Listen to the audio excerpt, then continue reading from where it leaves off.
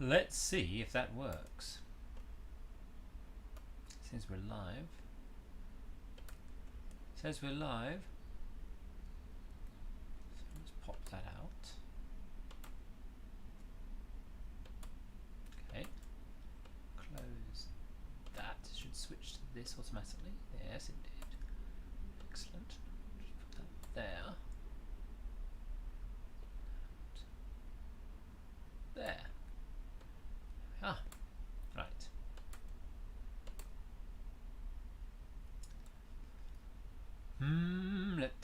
Let it.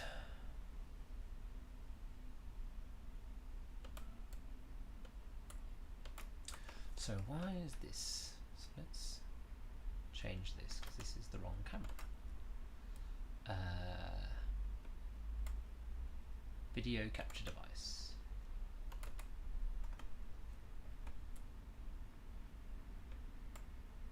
Okay. Okay. No. Okay, that's switched both of them for some reason. Why did that work? Let's delete that.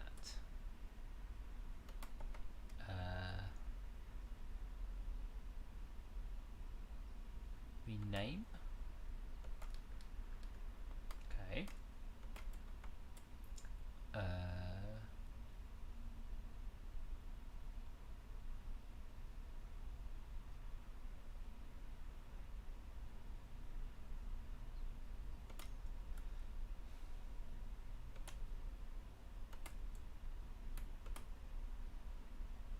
Okay, so it keeps on switching back to the other one. That's a bit.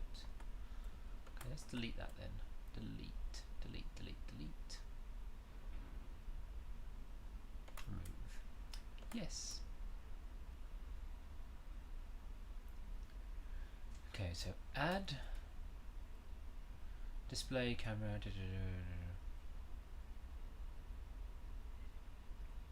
Game capture? No. Displays capture. Audio browser. Image. Media scene. Video capture device.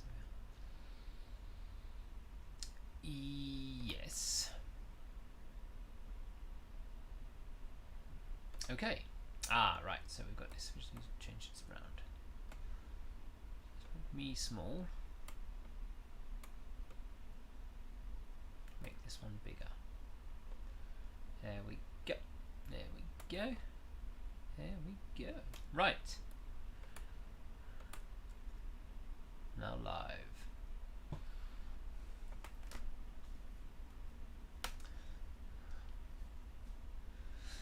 I'm now live.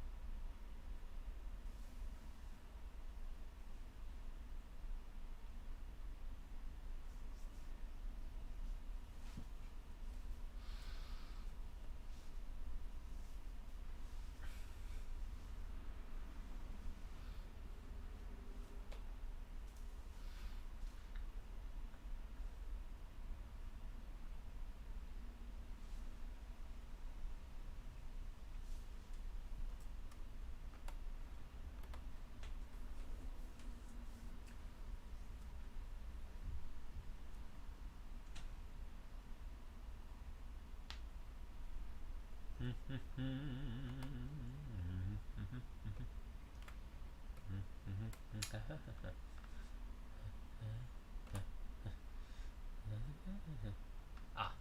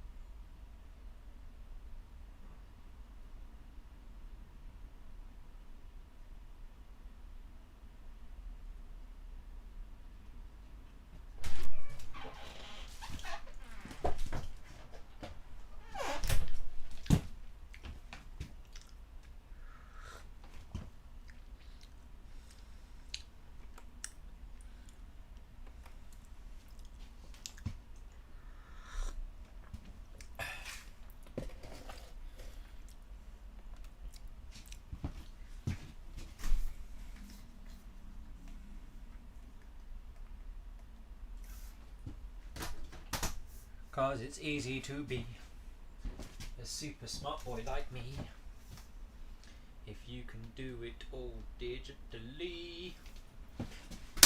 There we go. Got lights, camera and action.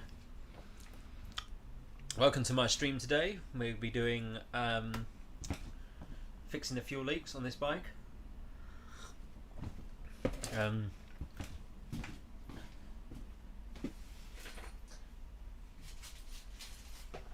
Because I went from a thick bit of pipe to a much thinner bit of pipe, same diameter internally, I've had to get some new Jubilee clips or hose clamps or whatever. So I've got some hose clamps and I've got to drain all the petrol out again, then change these across. How infuriating. So let's start off by, and in 1 month's time I will be getting my insurance renewal, and what I will be doing is changing my insurance policy over. So I will take one of my other C90s off the road and put this one on. Oh no, my Honda sign's coming off. My cheap Honda sticker is coming off a bit. Oh well. Oh well, if it comes off, it comes off. I was going to take the paint with it, but it probably will now that I've said that.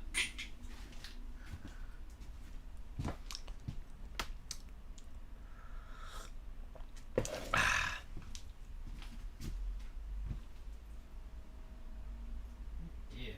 Where's the motor? Dear, oh dear, oh dear.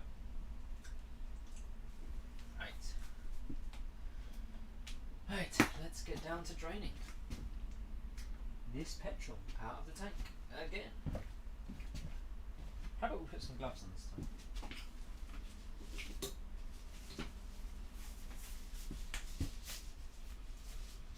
Oh, mares and oats and noses oats and little lambs eat ivy. I could lead ivy too, wouldn't you?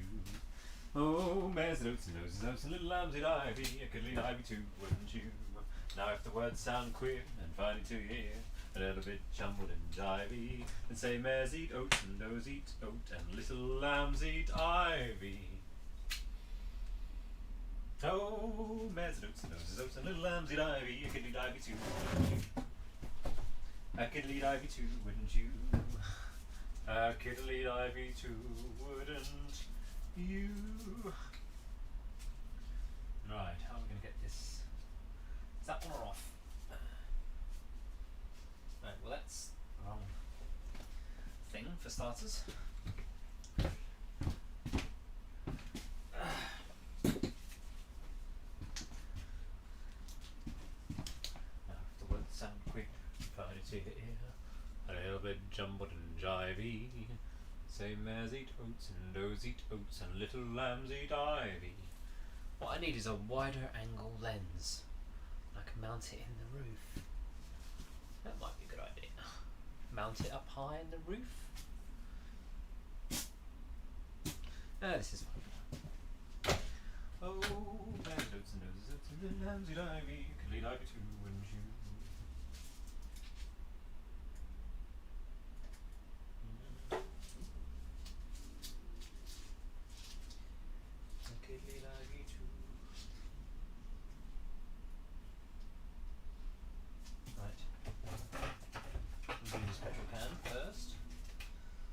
One trial sweep. We just need to undo this. Come on. Okay.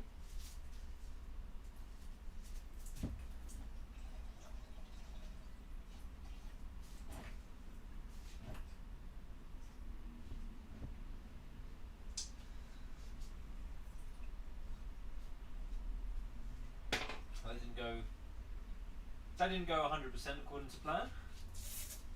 Oh well.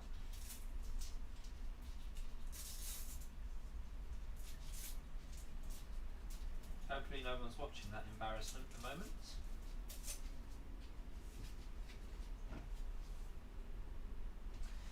Right, let's take a look at that.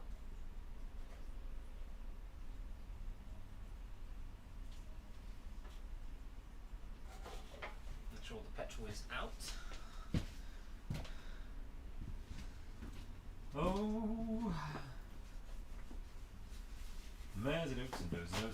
Ramsey Divey, Kiddly Divey too, wouldn't you?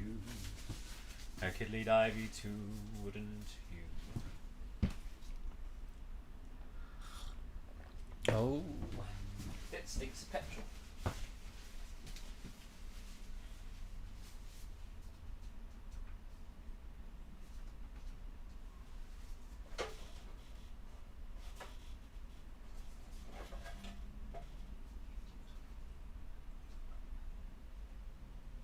Okay, petrol's all out. One presumes so anyway. Right. So. Itself. I don't want to have to take the tank out because it sets my tube. I guess I should. Really, shouldn't I? 3, 2, 1. Back in the room.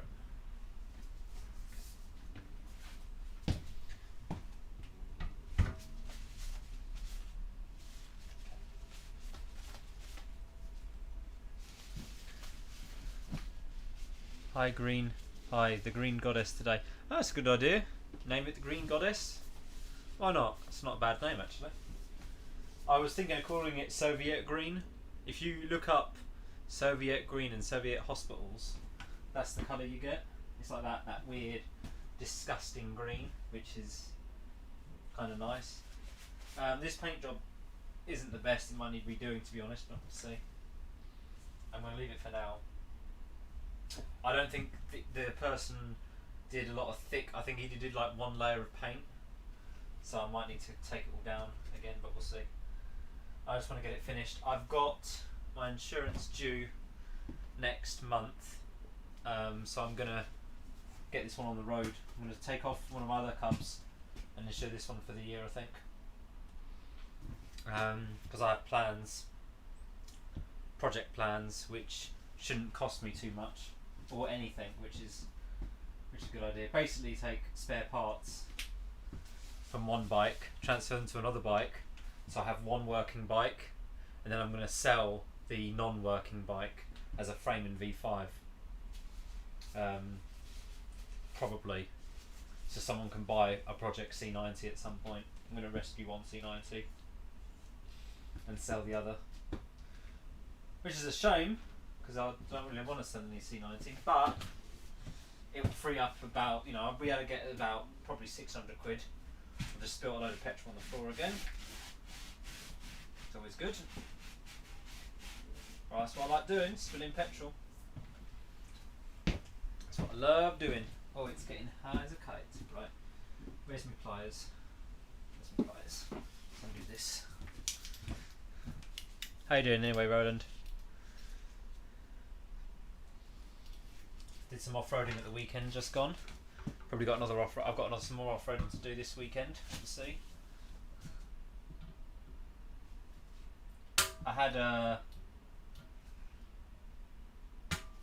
got 2 off-roading videos now, but they're only on the Patreon at the moment.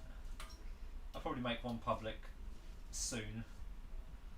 Because I've got to give the Patreon something first. But it's quite humorous. One of the videos anyway. I had a very good crash on one of the videos. There we go, off it comes nice and easy. Right, so we just need to do... I need some hose. Where's my hose clamps? I had to get some new hose clamps. Because the hose clamp I had wasn't holding because the fuel pipe changed. So...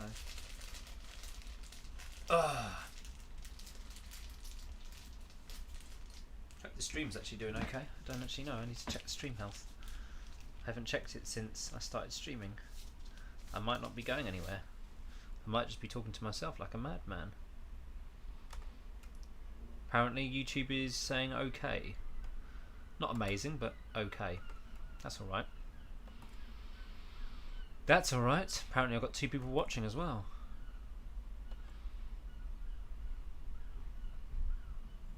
So yeah, hello to anyone who's watching out there. At work probably, working hard. Right, let's get these hose clamps on. Good. I would do order the correct size. Where's my screwdriver gone?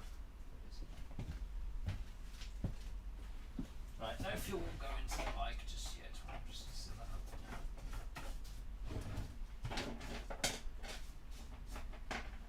So.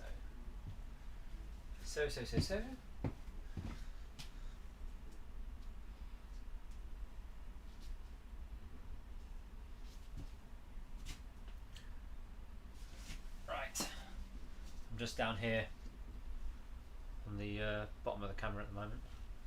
Let's put this petrol tank back in.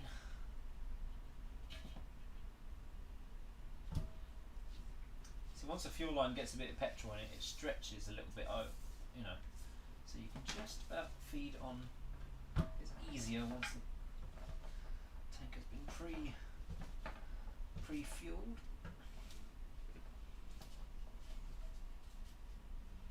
Go.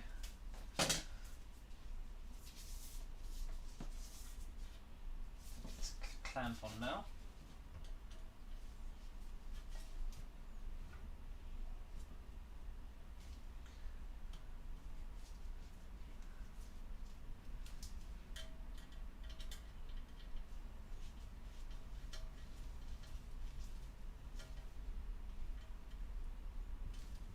Good, it's not going anywhere. Right, check inside here.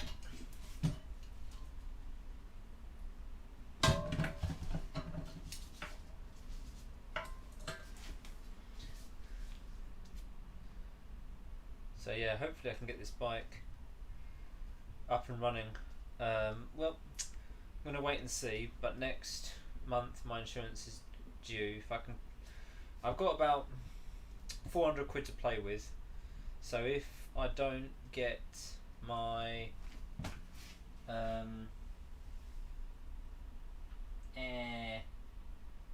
okay, so the petrol did take off that, so that's alright. It's just a bit of Red X and stuff in there, will be fine probably. I've got to get not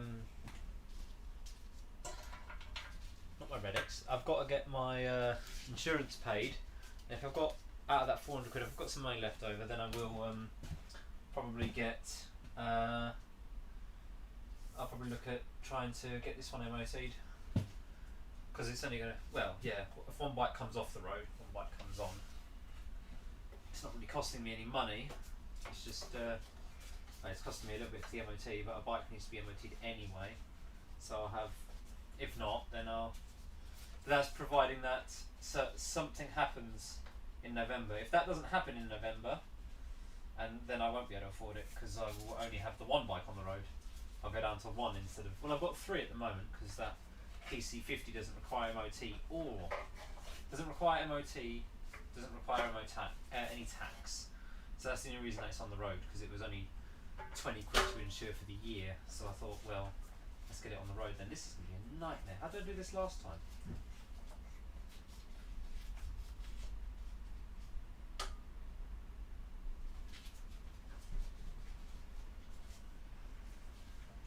It's going to be an absolute nightmare. It's going to be an absolute nightmare.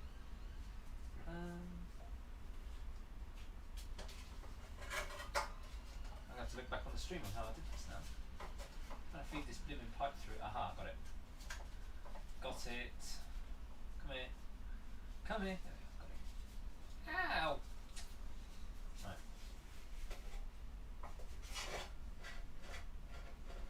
And into the pipe goes. There we are. Got a pain in the butt. Oh, my mistake.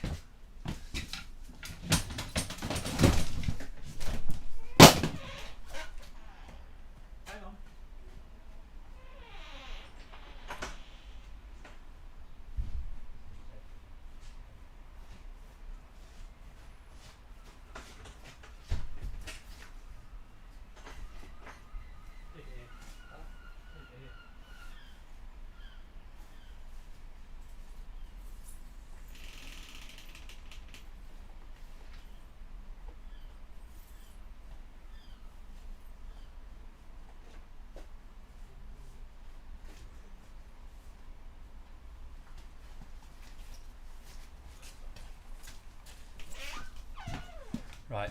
Ugh. Right.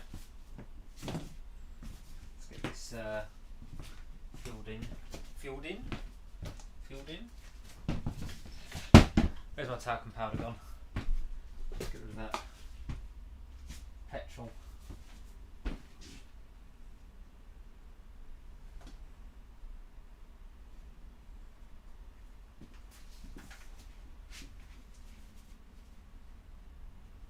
what we like. Idiots. I like to spill petrol all over the blimmin' floor again, don't we? Woof! Stinky, stinky. Open the door, just get a bit of fresh air in here.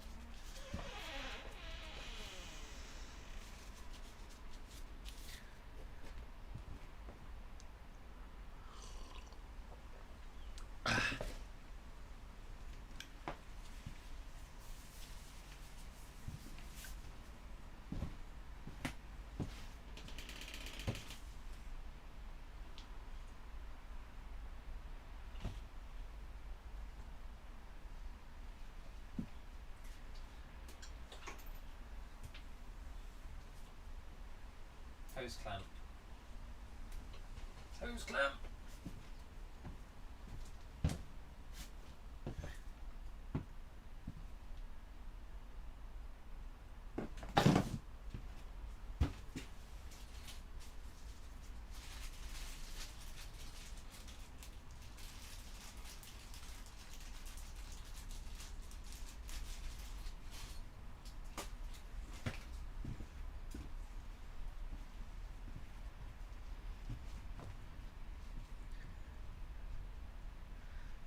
Hello, can we rebuild it?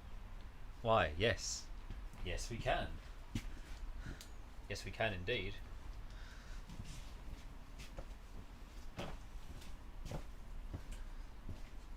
Fixing a fuel leak. That's the problem when you have old bikes and you start messing around with dynamics and stuff and have the carburetor going off to a weird position and stuff. They don't always like it. So getting bits into position where it's all gonna work properly is not always easy. So I've got this carb and this petrol tank are such a mix match as well. Don't know if this is gonna fit.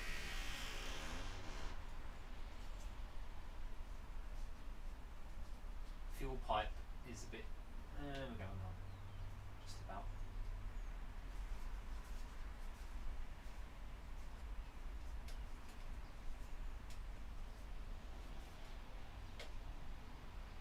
Right, let's get all this petrol off now that I've leaked it everywhere again. Right, not going to move, is it? No, not move it.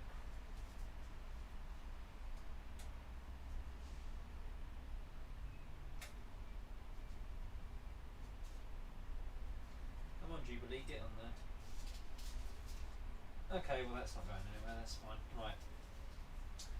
All this wiring and stuff needs to be sorted out, I guess. I mean, we've already tested all the wiring and stuff, so we were very happy with it. Just need to shrink wrap the whole thing or something. Wrap it all up. Doesn't make any mess.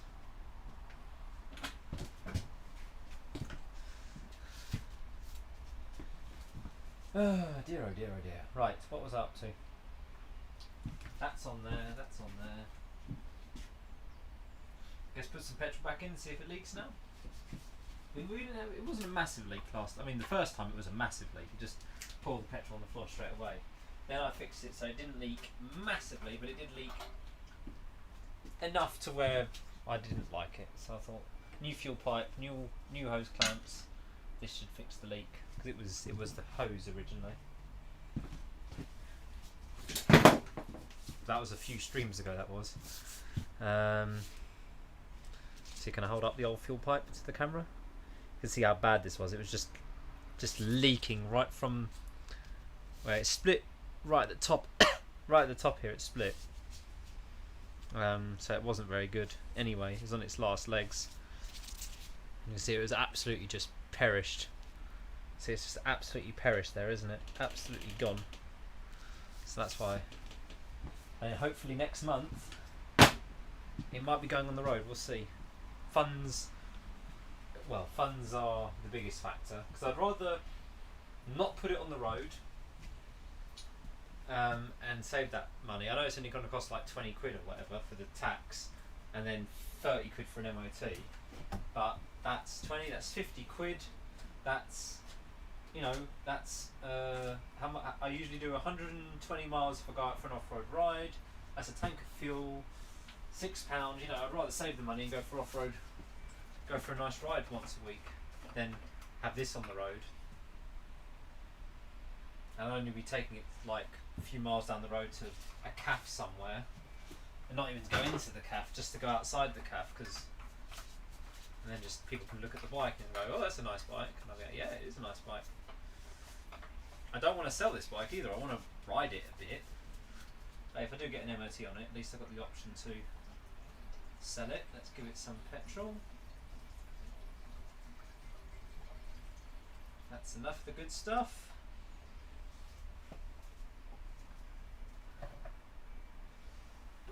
Let's give it a little shot of the old Red X. Just a little bit, because I didn't put that much in there.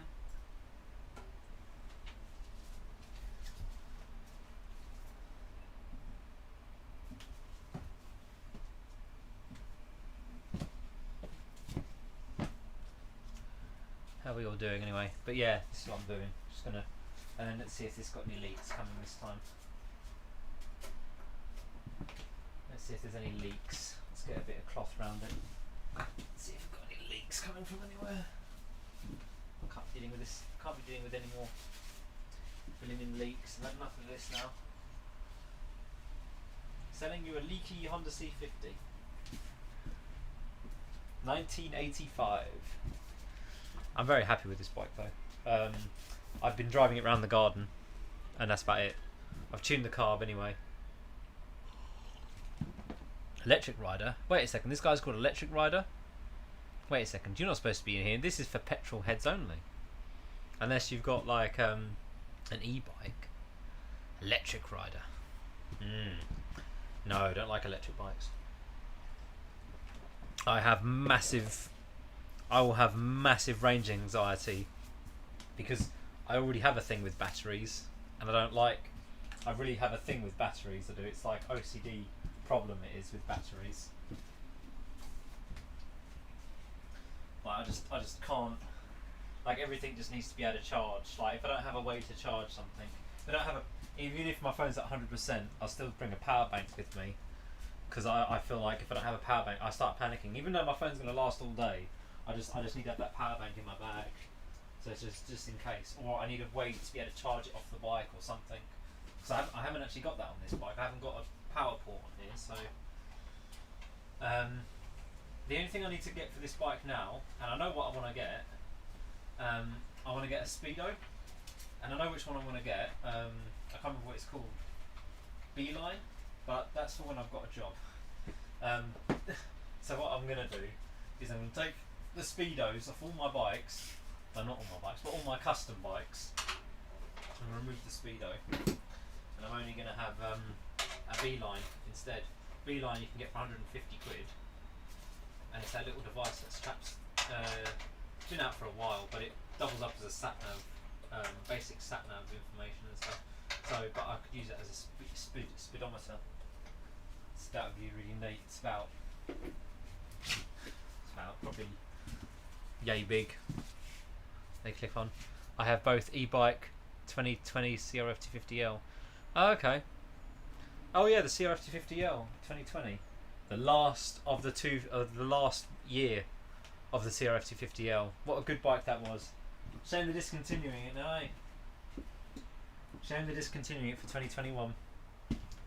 No more Honda CRF250Ls. I'm gonna miss them bikes. I really am. They've done a long. You know, they've been very popular. But I think that's the end of them, isn't it? If I remember rightly, that's the end. Be nice. It would have been nice. Amazing. Yeah, e-bikes are pretty good. Well, I don't know if you've seen my channel. I've got the worst bike ever. I've got the PC50, which is a bicycle with an engine and a license plate, and you can't use it in bus lanes. You can't use it on cycle lanes. If it's in the Netherlands, you would be able to use it, right? So the seat can go on, but I don't really want to put the seat on yet. Oh great, I've busted 2 bolts, haven't I, for the seat? Does anyone remember what I did with the seat was? Tell you what, let's actually screw this on.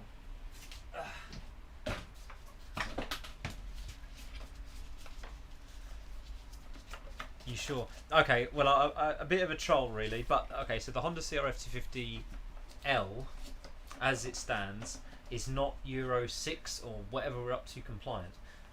Same with the Honda C125, same with a load of other bikes. So the Honda C125 is now being discontinued for next year for UK. It's not coming to the UK. Honda CRF250Ls or whatever, rallies as well, they will be coming out, but I don't think they're making any more. I don't know if we're going to be able to sell them come January 1st. Are they going to be able to sell them in this country, in the UK? I don't know, unless they change the law, which allows them, gives them a few months to get rid of the end stock. Wow, that's pretty quick. That's pretty fast, 35 miles an hour.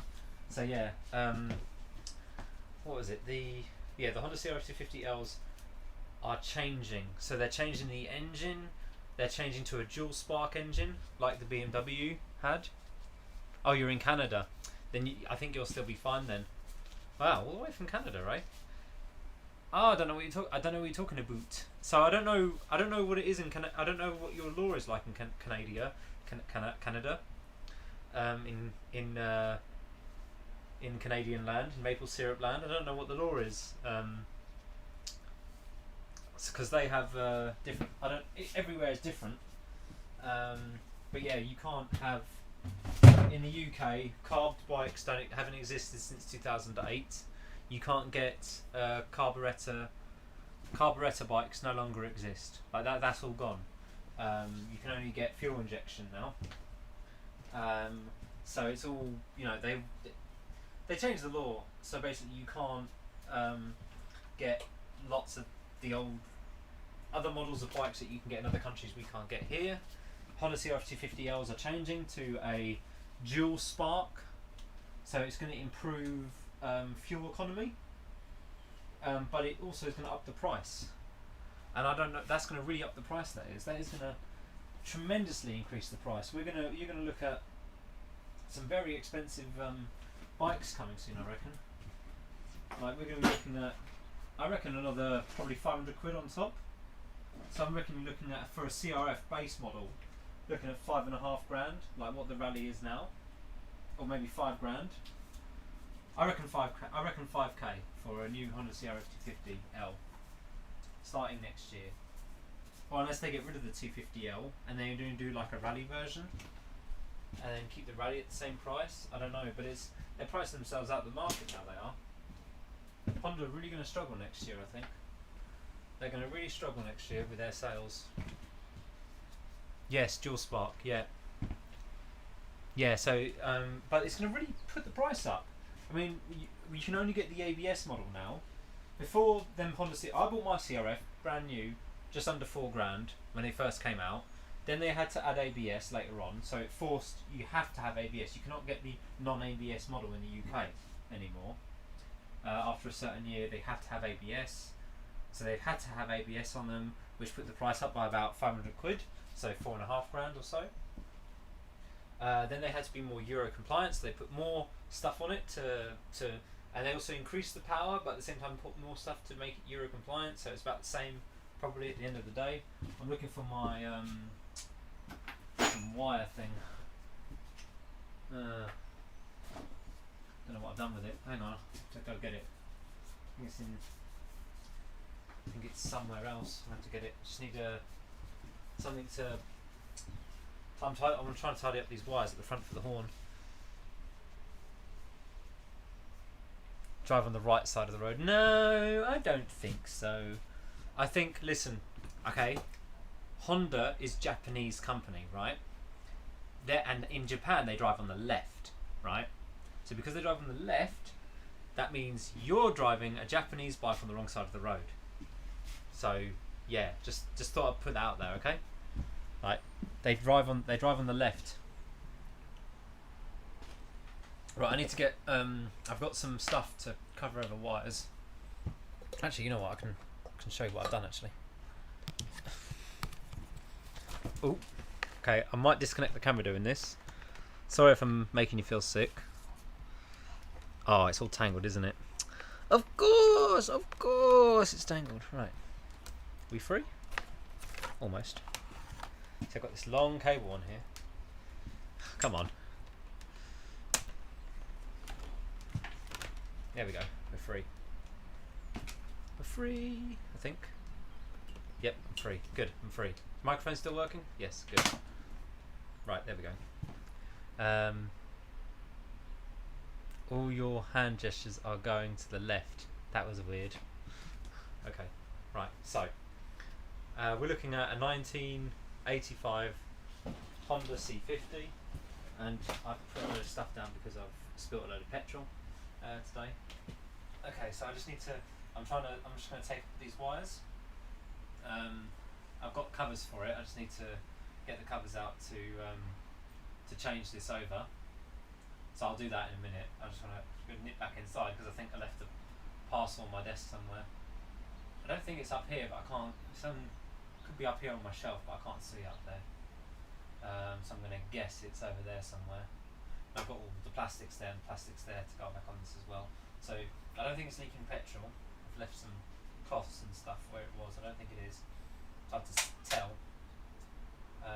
So yeah, I want to get this finished. I want to get all these wires all properly so they don't get frayed or anything. Because this is for the lights. That's the engine stuff there, and the rest of the wiring. Because this is a custom loom, and it runs. I don't know if you can see in there. Hang on, I have to get my torch out, my phone out.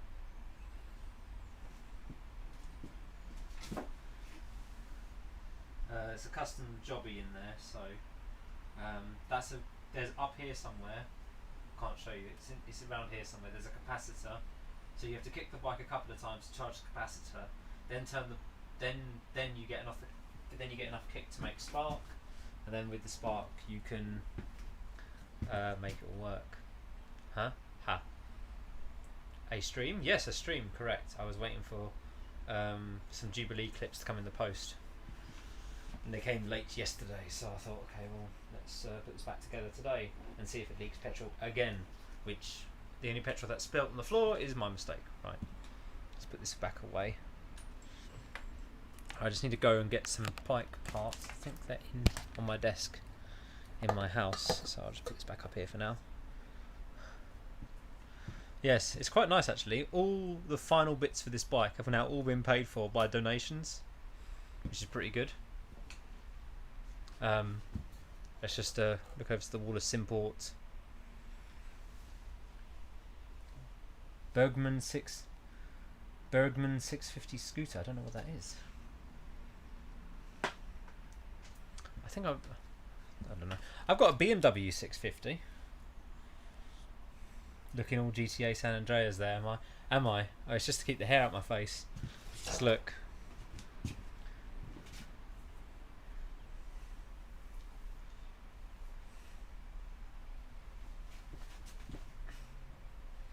See, this is the problem. It's in my face now, and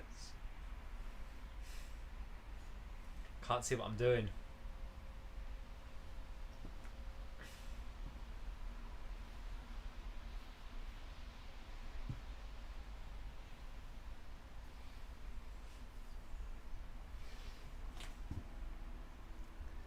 $110 miles an hour scooter. This will do 110 miles an hour if I push it off a cliff, probably.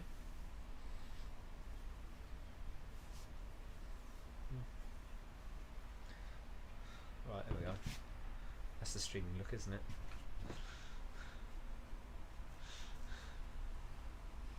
I can't make a man bun. Screw you. I'm making a man bun. Right, what was the next job? Right, I need to get my wire thingy. And I think it's here. I'm not sure. I can't see it. Oh, wait, what's this? No, it's not. Okay, fine.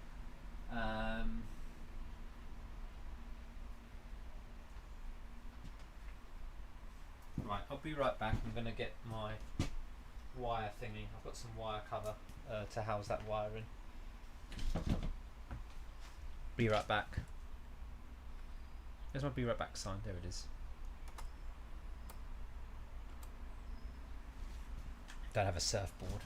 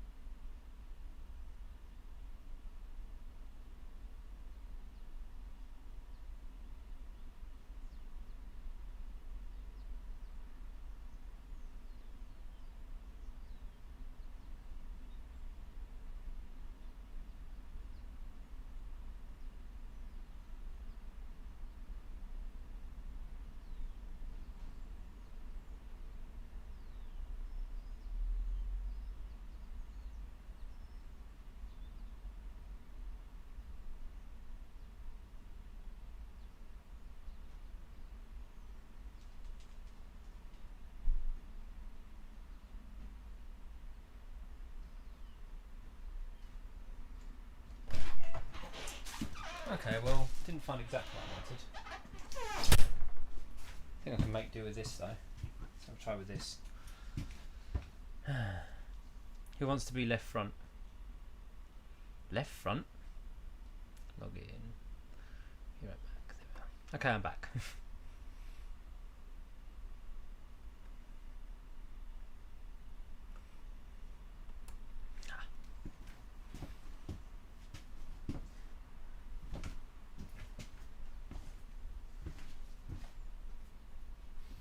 Right, let's turn this bike around so you can probably see what I'm doing. Might be a good idea. Might be a good idea. See what I'm doing. Right, well, I haven't got much of that left, so we'll try doing this way. How can I turn this bike around when we haven't got enough turning circle to turn it around in?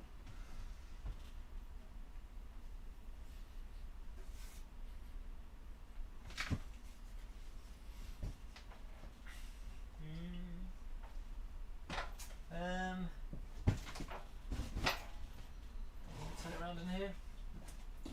Might go around.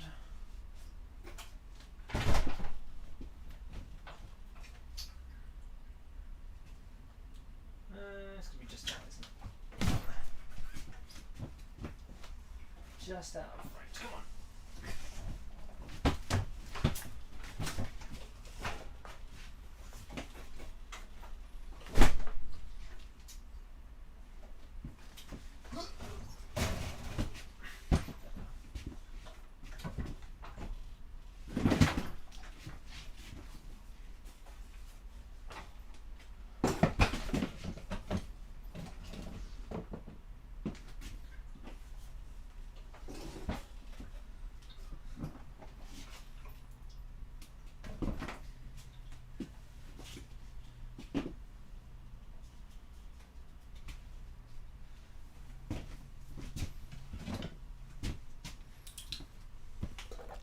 Oh, there we go, the bike's turned round.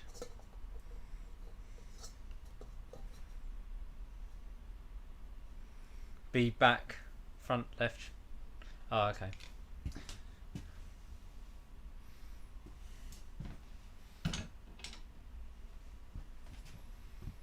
Right, where's that wire thing that I had? Right. So I just need to fit the finishing bits really on this bike. Somehow I'll get it for an MOT as well. Do they have inspection? MOT inspection? Do you have bike inspection in Canada? Some countries don't have it. We have it, but if the bike's old enough it doesn't need it. So this bike is currently 35 years. Oh yeah, it's catching these. 35 years old. Right, is that gonna? Just gonna make sure this doesn't catch really.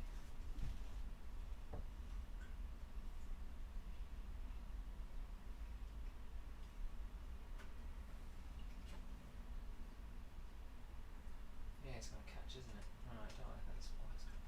Okay, so.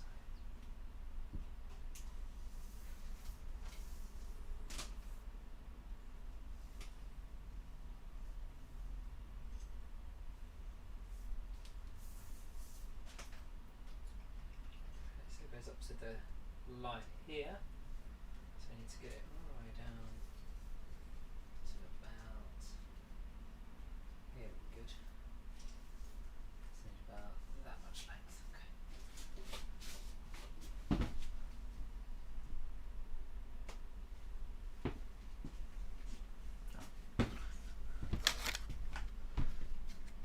Do you have inspection in Canada? So yeah, we have to get our bikes inspected once a year, or car once a year, every year until its 40th birthday, if you used to have the bike that long, or car. So this one, 5 more MOTs left pretty much, but I will probably get it on the road. But I've got a couple of old bikes that will never ever get an MOT, because I'm just going to wait for them to just tick over to that next year. Then I will never need to get it MOT'd. Still probably will though, because these bikes aren't particularly safe anyway. Right, I'm going to need a bit of wood or something to cut this with. Just need to split this open.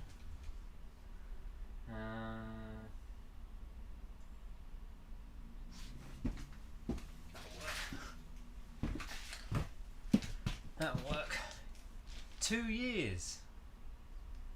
Every 2 years, okay. So if you've got a brand new vehicle, you don't actually need to get it inspected on its first year or first 3 years, and then after that you do. Because I reckon they guess that the cars and everything should be relatively safe, although it still is down to you. But we don't have a winter tyre law in this. We don't have winter tyre law in this country, so I think that's dumb that we don't have that law. Other countries do, but I think we're the only one in the whole of Europe that doesn't have the winter tyre rule, where during winter, Canada must have a winter tyre law. So during winter you have to have winter tyres on your bike or car. If you don't, I mean, probably you can't ride in the winter in Canada unless you're nuts. I mean, I would give it a go. I'd love to give it a go.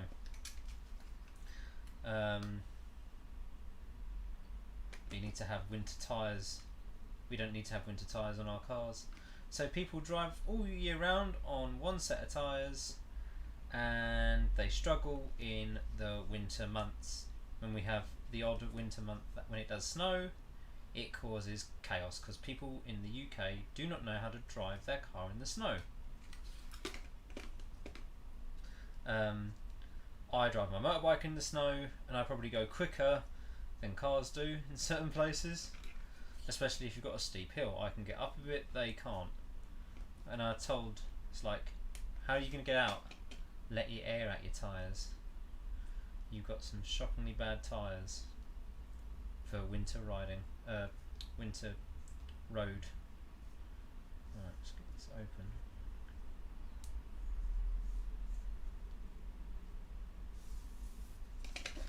Let's see if this will work.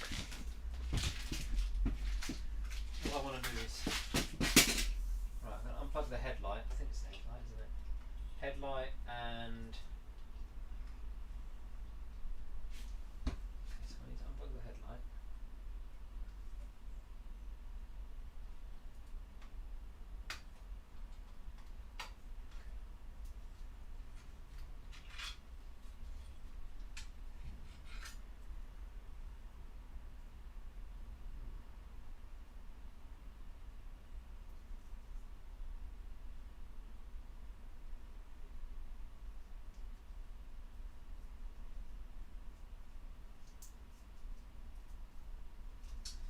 Yeah, it's very, very easy to get in there, isn't it?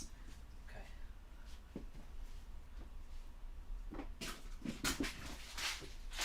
Carry on that. Oh.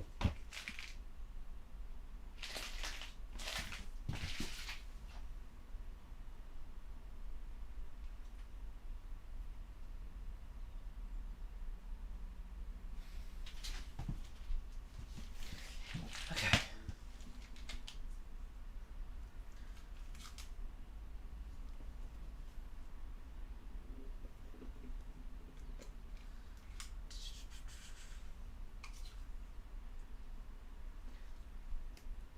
Later, bud. Gotta go. Alright, thanks for popping by.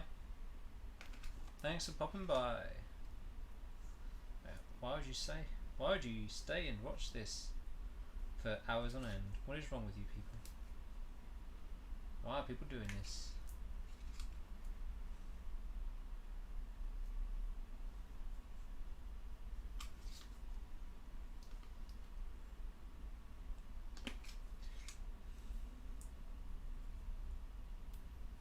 Get this wire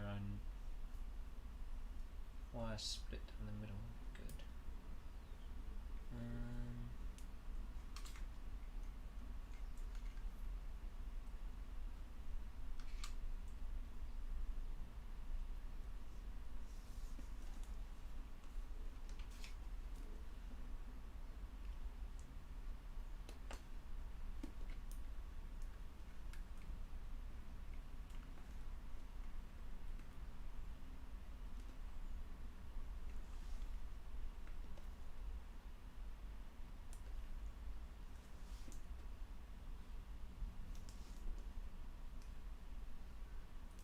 Yeah, I want to get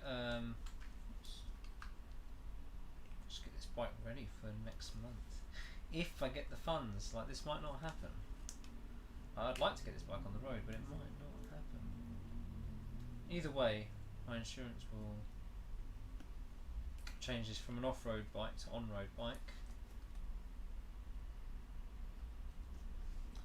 But yeah, might not happen. I'll have to think about it. Get it MOT'd, then think about it. I mean, it's a bad time to get it on the road anyway. Maybe we should just wait till. But we will have a couple of nice days where the sun will be out. It'll be very rare, but we will get that. When we get that, then I'll take this bike for a ride.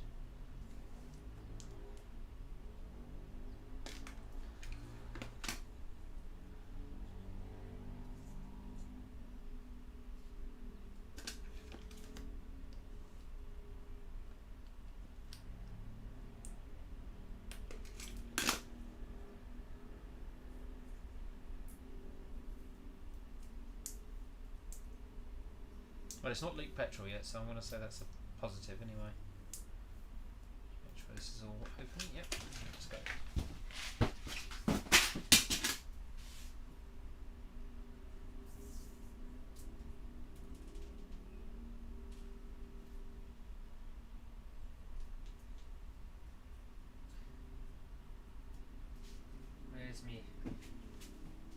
Where's me tip? A little bit of tip around the end. Just use this one up. Bit of blue. Bit of blue.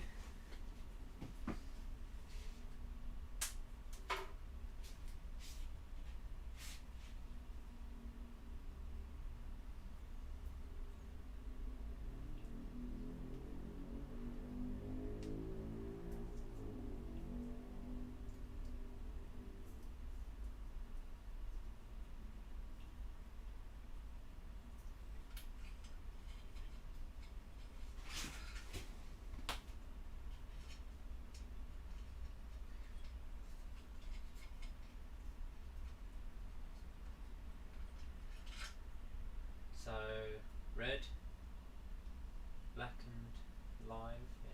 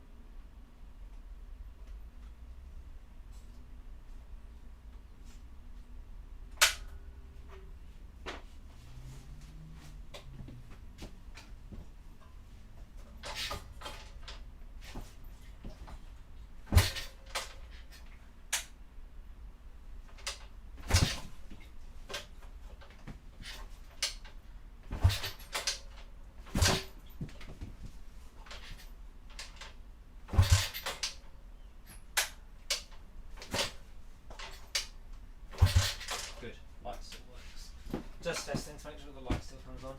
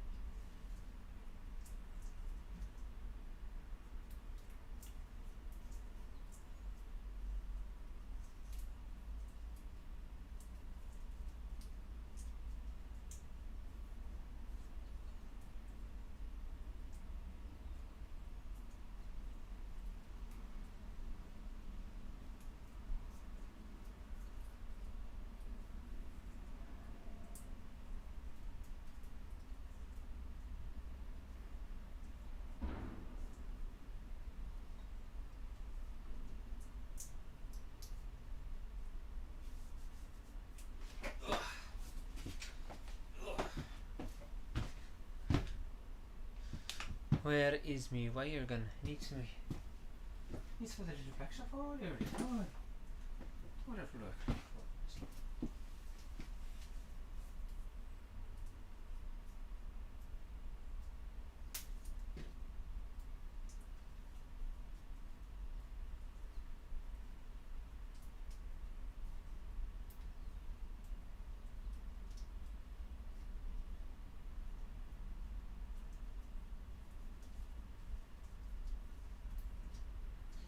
I'm not fond of this whole wiring lock that is zip tied on there.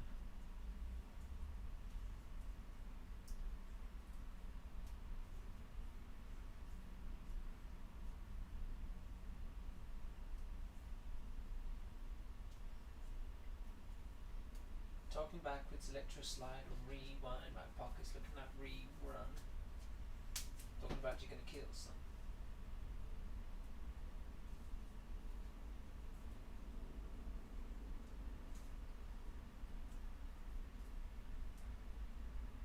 Don't know if you saw that when you Watch Dogs game. Legion, based in London. I was really tempted to get it. I was like, nah, man, if I had a job, I'd be getting that game. Looks in London, looks so good. Oh, when I get it, then you see it, and you actually see like someone playing it, and you're like, man, that game looks broken.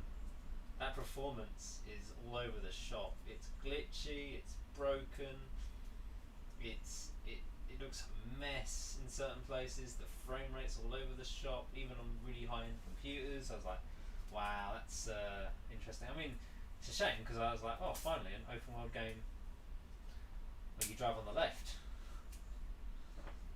I like them games. Well, actually, no, I don't like them games because they're confused, but still.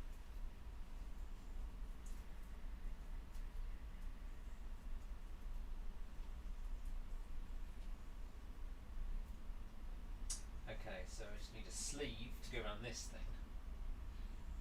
Stop corrosion. I need a sleeve of some kind. I need to make a sock or something. Babushka. Oh, Big Cheese, are you Polish or something? Or is that Russian? Babushka, grandmother.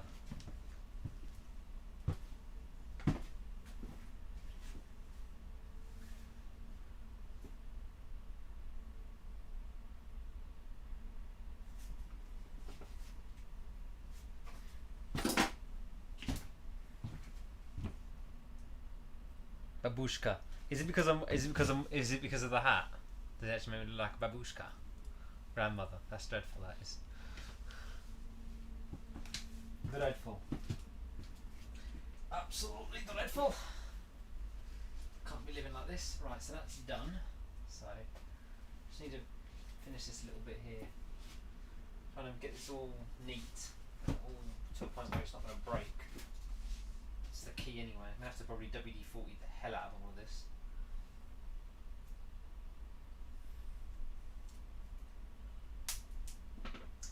I'm not looking forward to this exactly. I'm just trying to get this all sort of kitted up ready for the road. Not far off, I guess. Right, we don't need that anymore, do we? Take this out.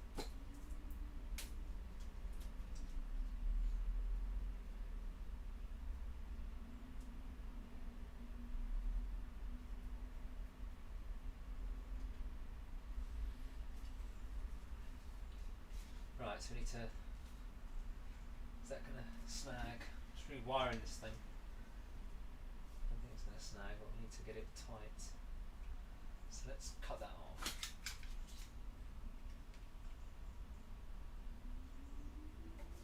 Okay. I'm going to get this nice and tight on there so that it doesn't get snagged. So where's my soft ties gone? Not zip ties, soft ties. There we are. Nope, is that? I'm going to put my soft tie.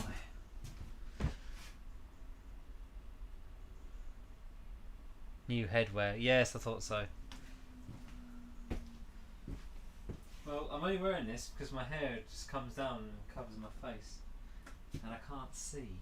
So I kind of need it on. I need a hat to stop it from coming down too much. Ah, there it is, my soft. Put a soft one on there. Velcro zip ties. See if this will hold it.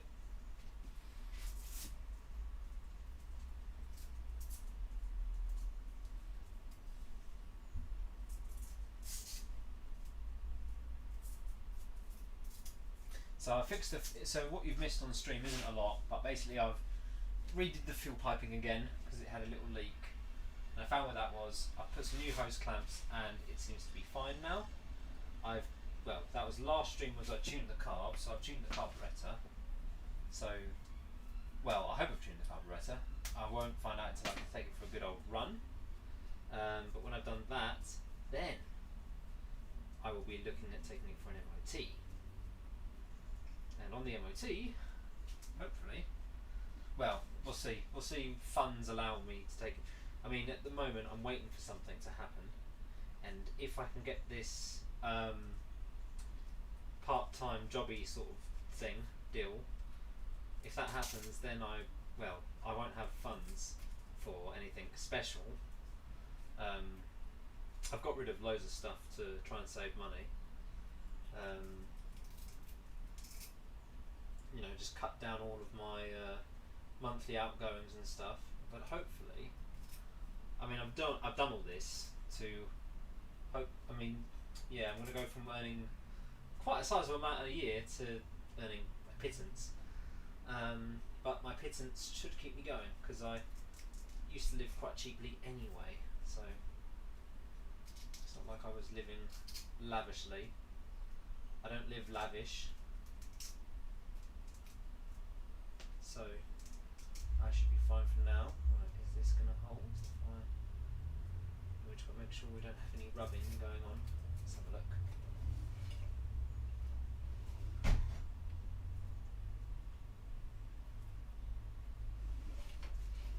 I mean, the only thing that's going to break there, if it does get caught, is the headlight. So, not the end of the world. Not the best thing though, my headlight breaks. Right. Full lock to the right is there. Okay, let's hold it for a second. Full lock to the left, full lock to the right. Okay, so we've got a light rub there, have we? Okay. Right, left. This is acceptable. Okay, so right, left, right. Okay, there's a little bit of movement, but it's not terrible. It's not terrible. This is what happens when you custom wiring looms and everything. You've got to make sure everything doesn't rub. Oh yes, so fuel leaks, making sure the wires don't rub anymore, that sort of thing. Yeah, just all the little finishing touches that needs to be done. I wasn't happy with the wiring. Oh, not happy with that either.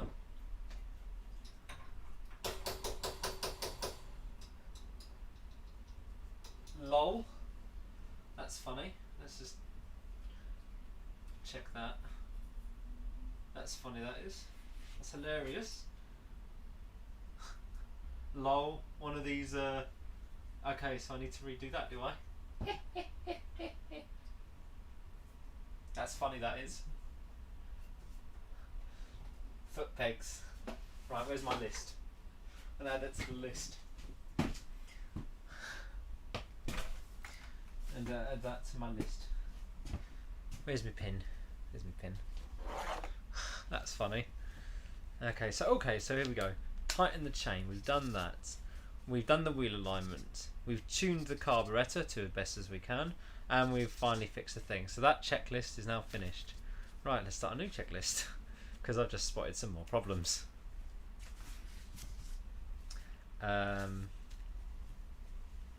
What's the first problem I spotted? Oh yes, foot pegs.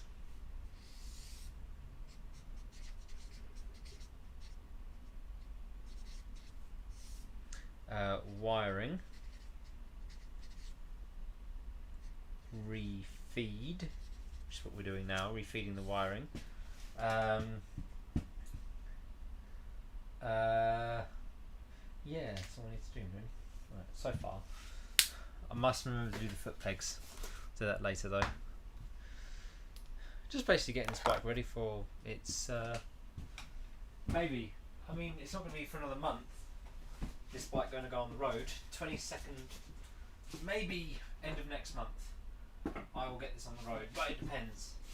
I'm waiting for a job, something money-wise to come in for me, basically. I need income. Then I can afford to. If I get a little bit of income, then I can afford to get this on the road. If I don't get any income at all, then I won't be putting this on the road, and it will be, unfortunately, sitting in the garage,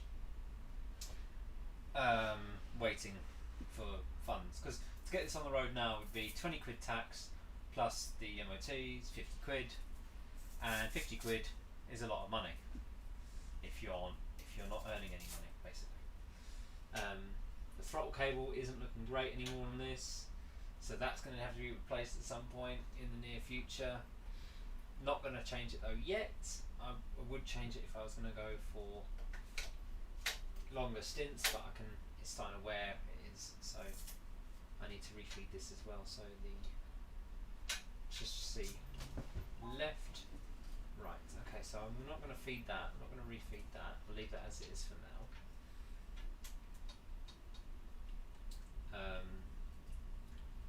Right, can I?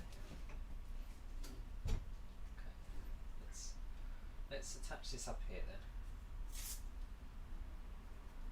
Right, not quite into.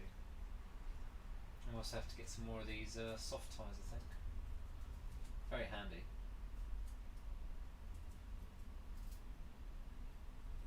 So we just need to sort this wiring out down here and make sure nothing rubs.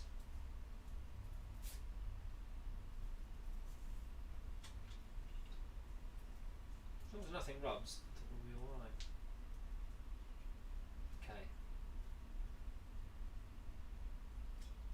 Don't worry about a thing. Cause every little thing gonna be alright. Right, okay, so I'm gonna turn to the right, I'm gonna turn to the left, turn to the right. Okay, so when I turn to the right, the horn goes underneath, which I don't really like. Can we move this to this side maybe a bit more? Right, so left, right, left, right. Still not great, still not happy with that, but it's better than nothing. Okay, we can live with that. Throttle cable. Ugh, snap up. Ugh. Left, right. It's moving around a bit. This throttle cable is a bit stiff, but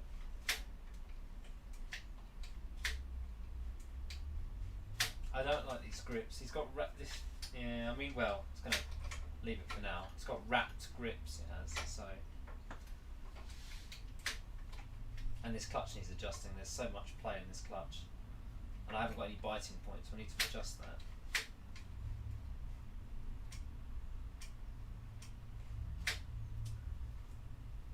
It's a pit bike clutch, pit bike throttle cable, and yeah, maybe it needs a re-lube or something. It's sat for so long. Right, I've definitely flooded the engine if that fuel line was on. Ugh, let's have a look. Oh, hiya. Hey, how are you doing, guys? Are you duplicating wires on your bike instead of hiding them? Are you duct taping wires instead of hiding them again? No, I'm not. I'm trying to loving the camera angle. Oh, good. I thought the bike was done. Yeah, the bike was done until it decided to leak petrol everywhere. So, and then I've replaced the pipe, replaced the hose clamps, and now I think it's fine. So I think it's good. I'm just refeeding the wires because I wasn't happy with these wires, with the way the wiring is. And I've also found out that the foot pegs have come loose. So I need to redo the wire. So I've done all this. So originally that was the checklist. So the original checklist was the fuel leak, tighten the chain, wheel alignment, tyre pressures, because I thought I had a puncture or something, but I didn't. It was a 40 valve. Oh yeah, dust caps. I haven't got any dust caps for this bike. I've lost them. I need to find some. I might have some spares, but I just need to find some dust caps. Someone's donate me like 2 dust caps. That'd be great. Wheel alignment, tyre pressures, glue the front on. I haven't glued the front. Why did I say I glued the front on? I didn't glue the front on. I haven't glued the front on. Need to glue the front on. Is that glued? No, it's not. Look, it's not glued on. Need to glue this on. I did glue it on. It didn't hold. Do you think I should just put some Velcro on it or something? But the 50 emblem isn't glued on. I need to glue that on. So I'm going to glue the front on. To glue that on. Let's get that on the old list.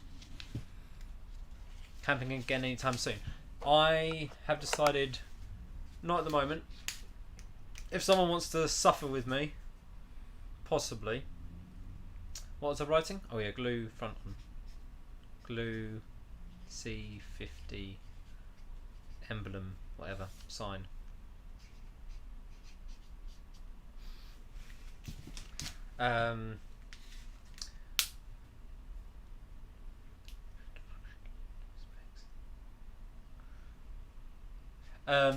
No, well, I've been starting the bike up and running the bike, so the vibration over time. I don't think I've got enough Loctite on them, so I'm going to undo each bolt, put some Loctite on them, and stick them back in again. I'd say cheapest bike builder in the UK. Definitely not the best bike builder in the UK. Cheapest bike builder in the UK. Bodge Job, maybe. I mean, take my CB250 RS for example. That's such. Ow! I just clicked. And the CB250 RS for starters is a great example because that bike cost me 400 quid or so. And I've spent 25 quid on it so far. All the other parts have been donated. So I've had the handlebars donated, the front brake was donated. Yeah. Oh, actually no, because I bought an air filter as well. So 25 for the piston and $7.99 for the air filter. Oh yes, and I will change this air filter on this cub. I know no one likes that red air filter I've got on the side, but I will change that later on. I just lack the funds to do. Oh, it's also off at the moment as well. I lack the funds to change this at the moment, so I will change this later on to a black one or a cone, because that's just not. I think people are very upset about this great big red air filter, but this is what I have, a spare pit bike filter is what I've got, so that's what the engine's going to get for now.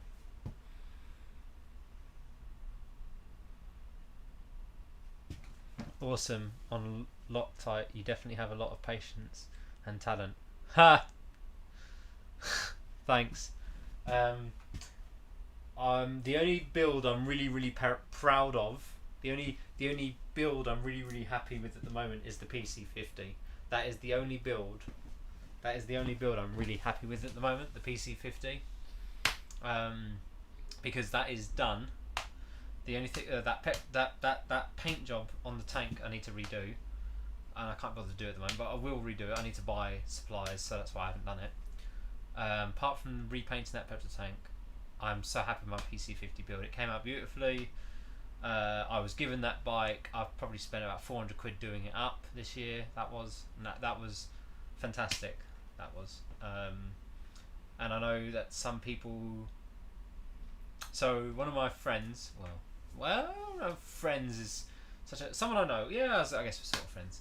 He was in hospital and he actually watched my build series through when he was in hospital, sitting through hospital, which I did this year about the PC50. He really enjoyed that, and he's a car guy as well. So, but I'm happy with that PC50.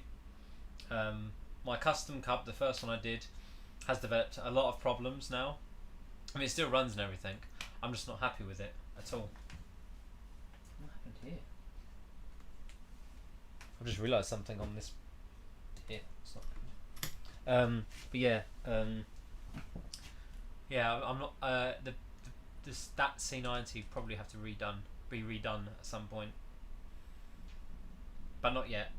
It'll be later, much later on. But first, this custom car needs to come on the road, and then the next project can start after this. And I've already decided what I'm going to do. A lot of people are probably going to disagree with me, maybe, but it's my bike, so I can do what I want. I'm probably going to end up selling one of my bikes, but I've decided not to sell. I've decided to take 2 bikes, and I'm going to salvage them into one bike, and then sell the other bike as a broken spares and repairs project, so someone can deal with that. But I'm going to put it up. I'm going to ask a lot of money for it, really cheekily ask a lot of money for it, so it just sits there for ages, and then someone will eventually get desperate enough to buy it. That's my goal anyway. Someone can buy it. But yeah, I don't really want to sell it though, so I'm gonna have to wait and see. We'll see how if something doesn't happen next month, if I don't start getting a bit of income next month, then I will have to start selling bikes maybe, because it's not great at the moment funds wise. So we need to start sorting all this out. But yeah, right, I'm happy with that wiring-ish. Right, let's get this other wiring out the way and the fuel pipe out the way.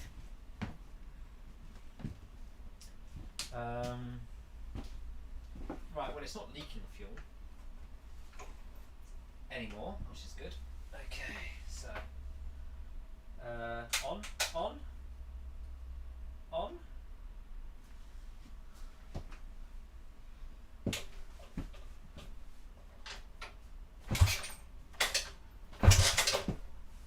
Did the light come on then? Is this on? Looks like it's on.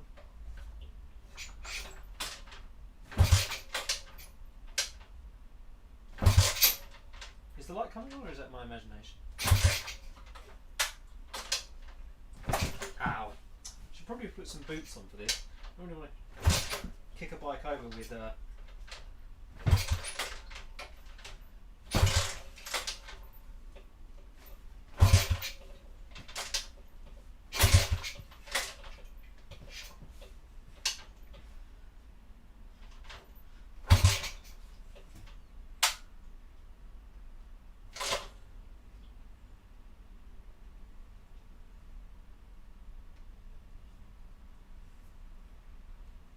Oh, come on. I fixed this fuel leak. We shouldn't be having one now. Why are we getting a fuel leak now? Of all the times. What is wrong with you? Where is it coming from now?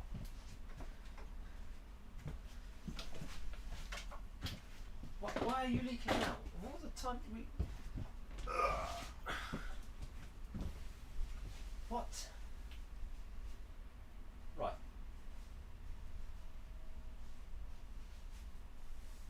Can't be leaking fuel again. Surely not. Not allowed to. We've been over this. Fuel on. This Jubilee clip is on, as hard as you can get it on, but it is leaking fuel. Have I done the Jubilee up clip so tight that I've broken the...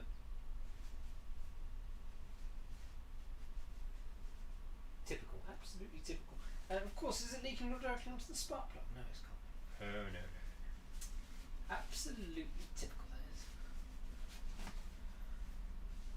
Where is this fuel leak coming from? Is it the carburettor itself? Is the carburettor itself faulty? Is it an O-ring gone in the carburettor? Could be. How frightfully dull. How frightfully dull. I guess I'm going to undo these 2 screws and take it off that way. Find out. How frightfully dull that is. More duct tape. Rent out a room in the house. I give you 50 for the BMW. The BMW's worth a lot in parts actually. I think I could just strip. Oh, got some rain, have we? I think I could just strip down.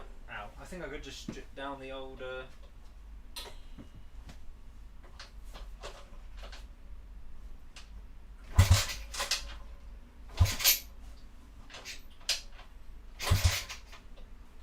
well, you're on. Right. got you on. You should be.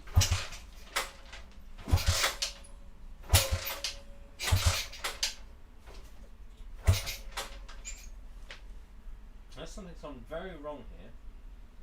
Right.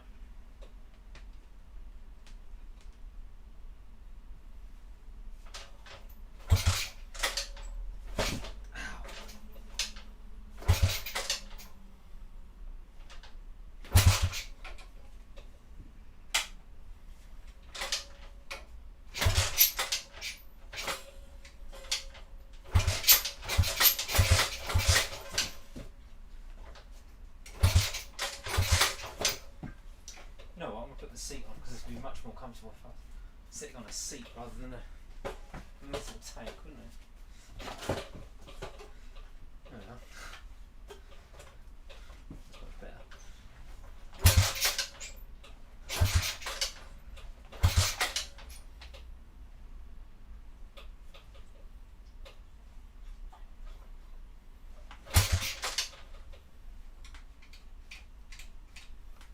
Right, probably flooded it now, but probably flooded the thing.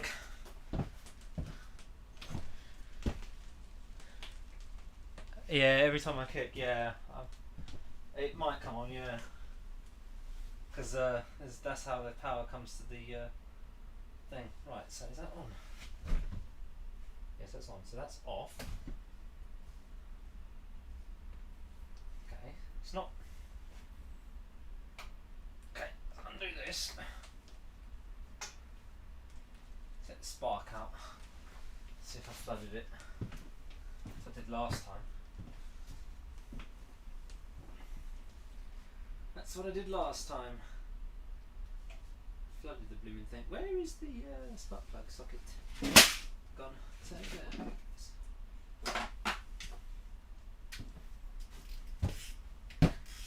What I must do is I must sign it up, make sure it works, put the blasted thing back together again.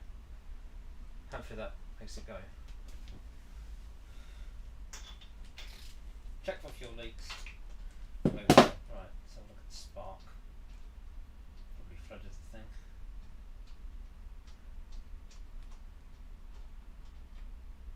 Yes, I flooded it. That's why it's not sparking. That is 100% flooded.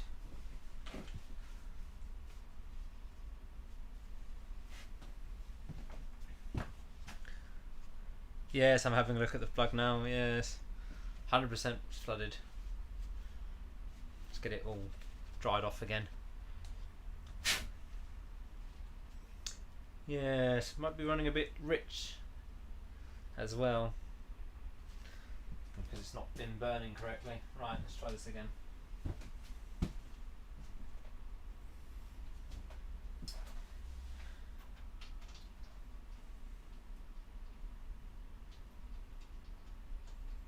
Just get it started to make sure that fuel leak it's either me thinking there's a fuel leak or I'm just so paranoid about it now. I just think that I feel mad. Right.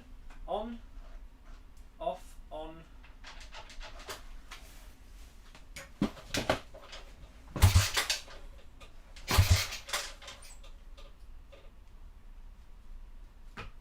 Right, so we've got fuel on and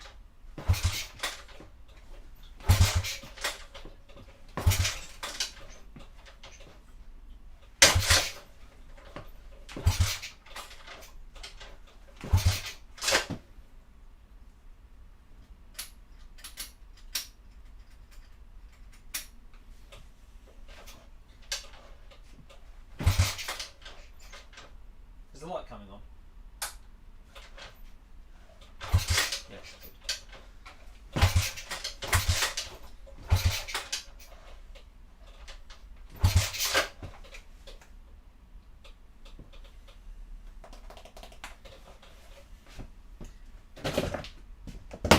Right.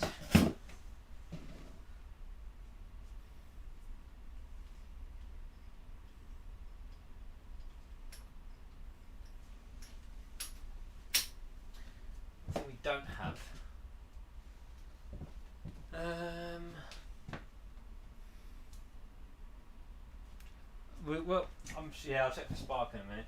I think it could, well, I don't know what it is actually. Where's my string? Bit of wire or something, that's what I need.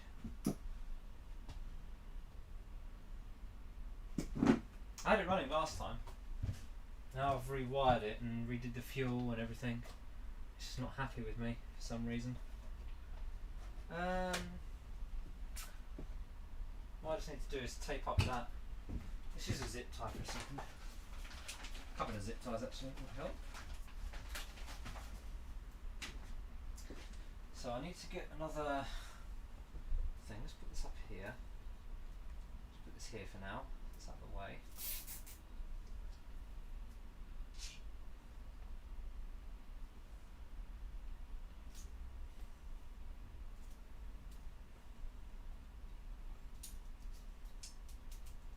Get some proper things for this. I have to find some. I've got some somewhere. Tighten this up. Let's put a zip tie around the choke.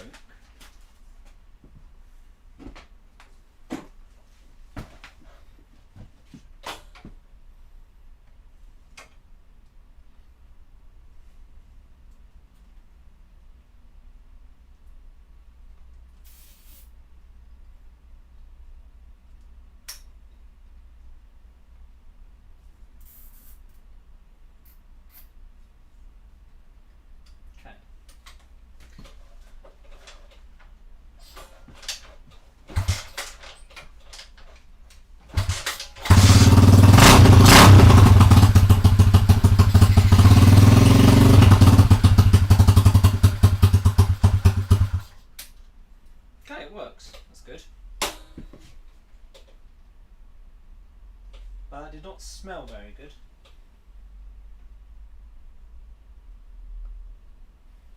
That smelled terrible. In fact, I think something caught on fire for a split second there. That smelled dreadful. Let's open a window or a door, perhaps.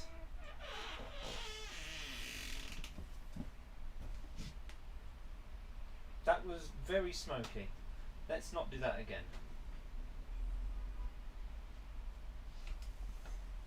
That was dreadful, that was. Everything's just... Well, whatever, it's fine now. So, that might have been some petrol they ignited somewhere. Right.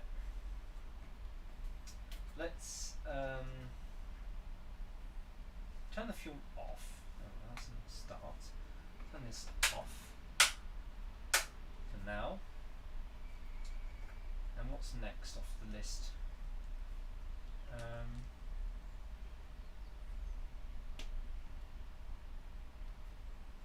Right, so we know it works. That's alright then.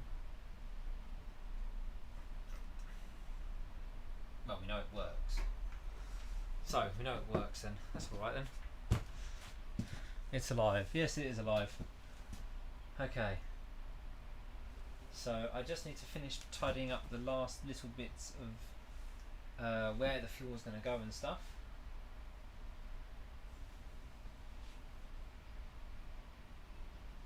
Give it another oil change for a laugh, you know. So yes, it does actually work. Right, we'll give it another oil change. Man, this smoke is smoke, isn't it? Something did catch.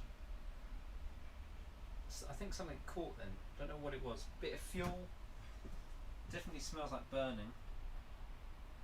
It's all new, so I'm guessing it's the exhaust and stuff. Right.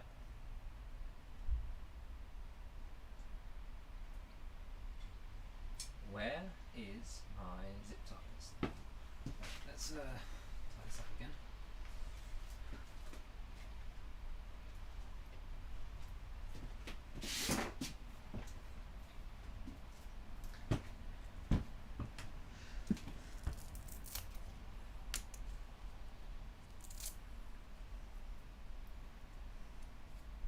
Yes, the spark plug was actually sparking up, which is pretty good. Right, so I'm happy with that.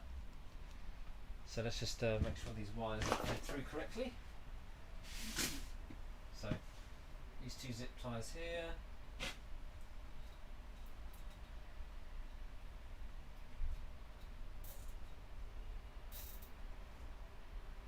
Happy with that. Let's see if that's going to cause any issues. No issues at all. That's good. Happy there. Okay, so now we just need to, right, so the fuel line is there. And I'm pinching the fuel line quite tight actually, so that's probably not a good sign. Let's not do that. Just realised what I've done. I've just done this up so tight, I've just attached the, where's my pin? Somebody the zip tie. 4 o'clock and it smells like smoke in here as well. Yes, don't start a vehicle up in a small shed. Let's be right back. I'm going to get a drink. Whoops. Okay. Keep an eye on the shed. If it starts bursting the flames, let me know.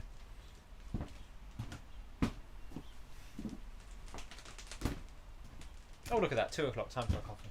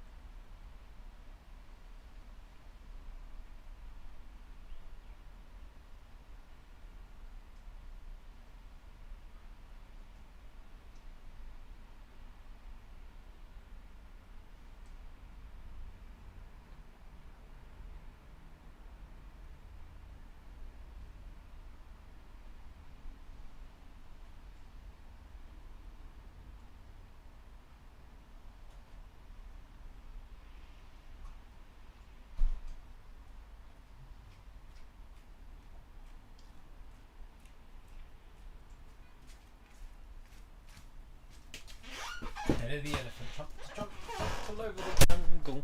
Off she. Oh, it still stinks in here though.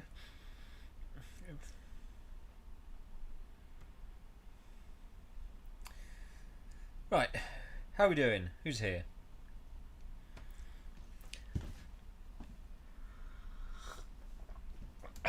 Nelly the elephant. Back to Trump. Pack to Trump. Trumped all over the jungle. Off she went with a trumpety trump. Trump, trump, trump to dum. I think there's a massive delay again. I don't like it when it gives me massive delays. I hate the big delays. Wow, there is a really big, massive delay today. I'm so sorry for this delay.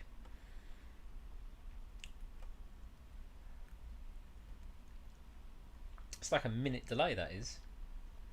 I did put it to low latency, I thought. Yeah, well, whatever. That's a shame. Oh well. Oh, how you doing, Purple Monkey? I've just seen you join. Yes, so very kindly, Purple Monkey has donated me petrol money. Petrol money? Fuel pipe money. Something definitely smells burning, so I think it's just a new bike and it needs to be run.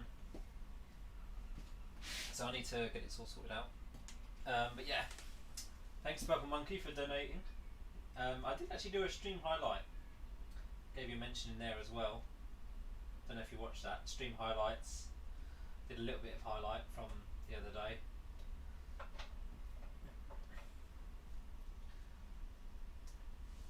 Need a pin. Need a pin.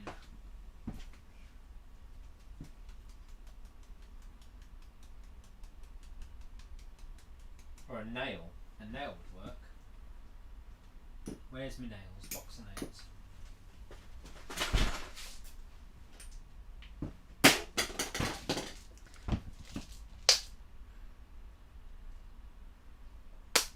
Is that fire headwear? No, it's not.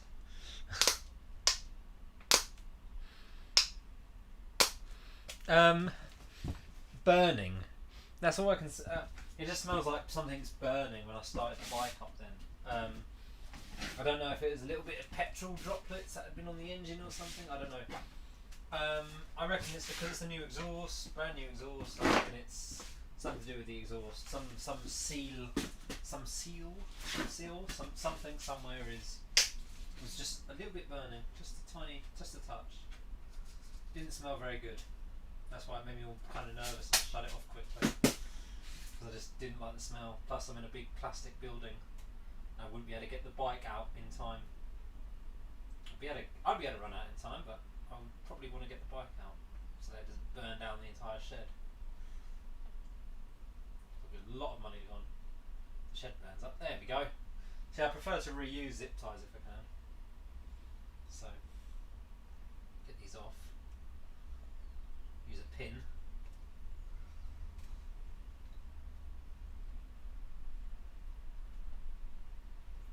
Don't want to. Zip ties aren't going to work for this job, so I'm just going to undo them.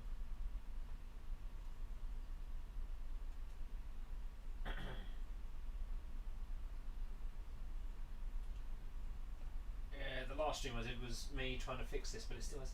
And I think it's weeping petrol now. I think it's weeping a little bit. I'm not. But that might have been me when I was flooding it, so that might have just been the carburetor trying to overflow it or something. Possibly. So yeah, I just need to get that off, clean the thing up again, and then yeah, hopefully we're. Oh, come on, more to go.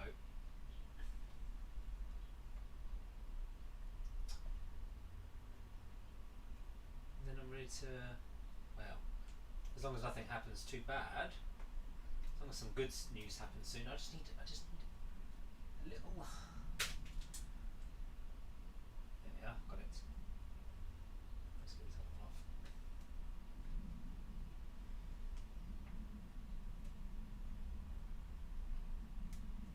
And if we can get this, I mean, I'd like to be able to get this to a nice on the road soon would be good. Very nice actually. I've got a bigger nail to do this with.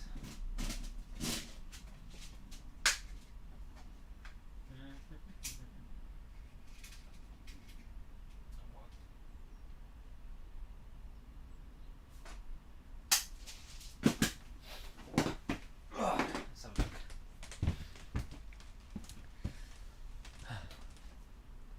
Oh, you missed it. Purple Monkey, rewind the. Actually, just watch the stream highlights later on. Go back and watch my stream highlights I uploaded the other day. It's on this bike. There's only one video of it. Stream highlights. And yeah, you can hear it running in that video. see it running as well, see all the lights come on and everything. So I'm just tidying up. Wasn't happy with the fuel line and everything, so I just rerouted the whole thing today and redo the wiring now, and then I'm going to take it for an MOT, maybe, we'll see, maybe next month an MOT. Doubt, but I'm not going to hold my breath. It might not happen. And then I'm going to get the other bike that I've got and start projecting on that, because that one is a simple strip down job on the other bike. So on my next project is a strip down, and I can strip that down, all the rounded off bolts, all that stuff. Right, so this fuel line needs to be separate. We need to have it over there somewhere. So where's my soft one?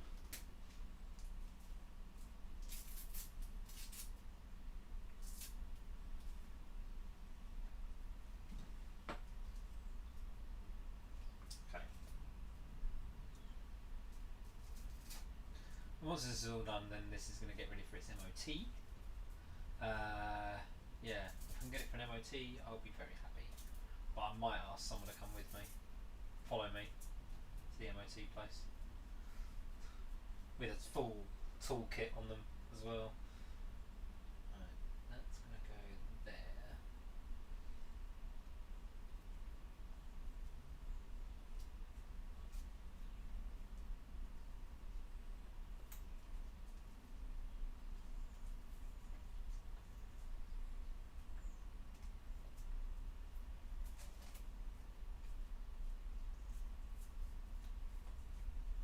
Okay, there we are. So I think that's going to be fine. So we just need to sort this end out. Let's just take this over. I don't know what this connection is for again. I think this is for, I can't remember, but it needs to be taped over anyway. I can't remember what that connector's for, but we can't have it shorting out anywhere. Tape over it for now.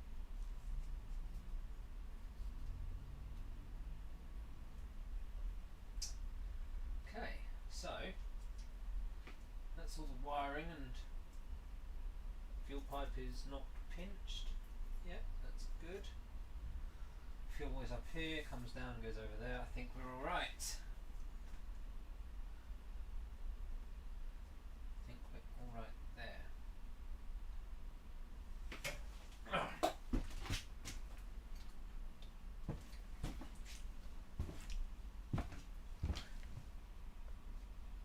Your bike needs an MOT. It's not really the riding season for the bikes at the moment, is it? The road bikes, anyway.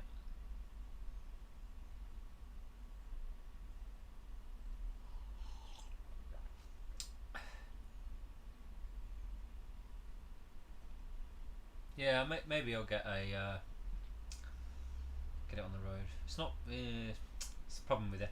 All my MOTs are due like December, January time. So I need to get my. And I still haven't got my insurance email yet, have I? Because I got an email from the insurance, and I told them XYZ. I want a cheap policy, basically, because not working. I don't need a lot of things on my policy.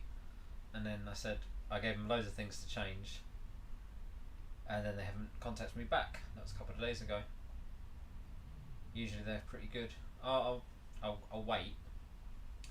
It's not for another like 2-3 weeks before my insurance is actually due, so I will wait a bit.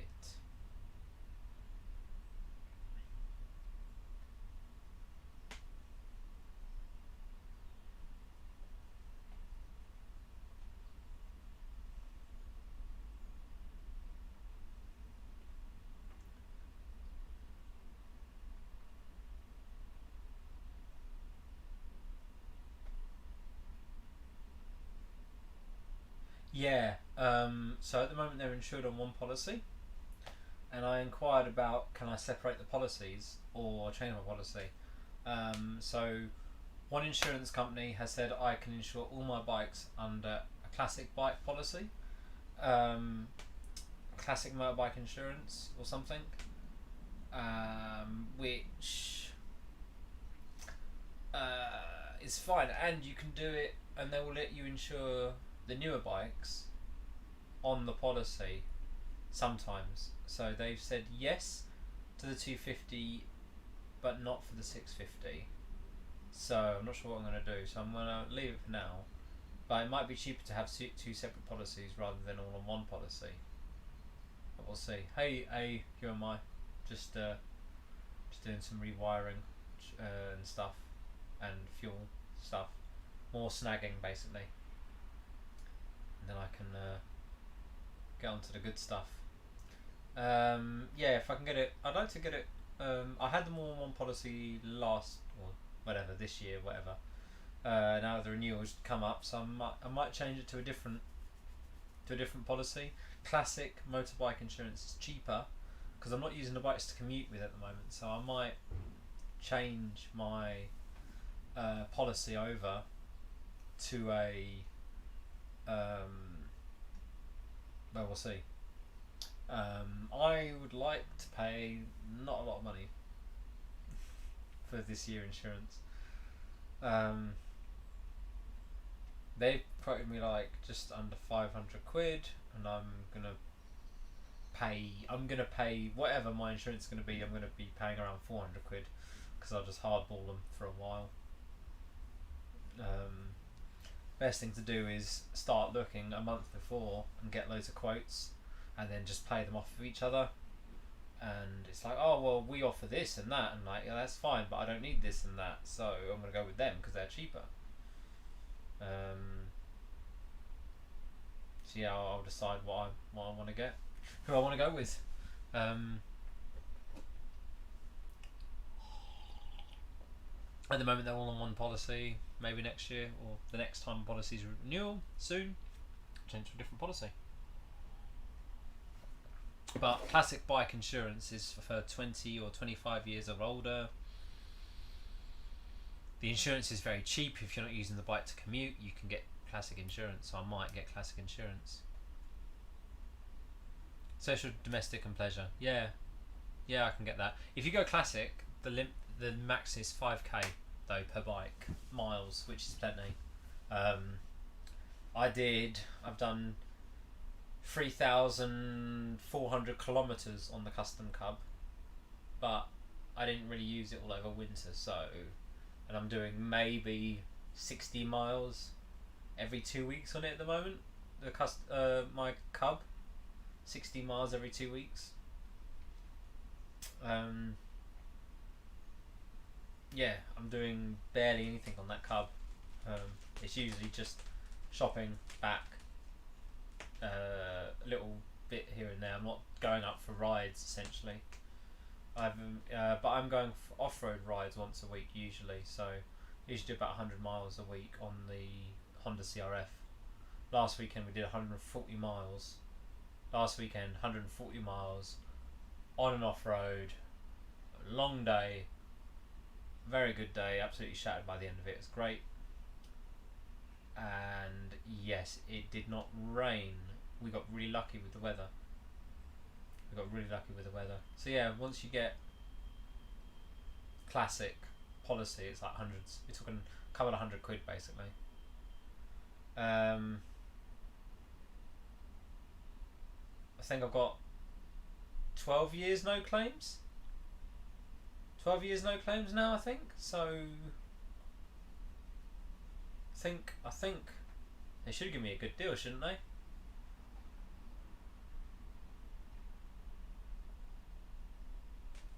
I mean, yeah, I think it's 12. I'm gonna have to check. I know it's more than 10, so it should be. It's either going to be 12. Let's see, 20.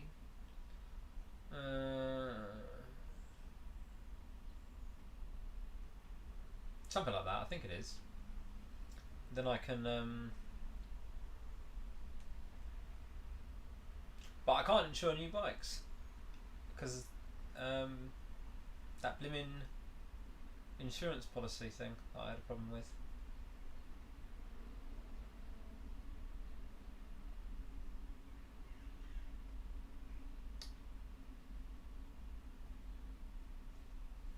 Yeah, I had that insurance problem a few years ago. It's going to stay on there until 2022 as well. A blimmin' theft in 2017 is on my record until 2022, and that is affecting my insurance. Even though it didn't affect my no claims, because I had protected no claims, it still does affect your insurance, which sucks. Massively sucks. It's going to be a while before I get that sorted out. Another 2 years. Then maybe I could buy a new bike if I wanted to, but the insurance is too much money for me to buy a brand new bike. It's the same value of the bike. It's like ridiculous. I have 12 years no claims. But yeah, brand new bikes are out for me. I can't buy them. Doesn't allow me.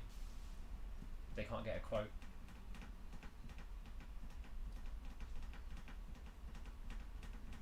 But I'm glad I didn't buy a new bike. I was close. I was close to getting a C125.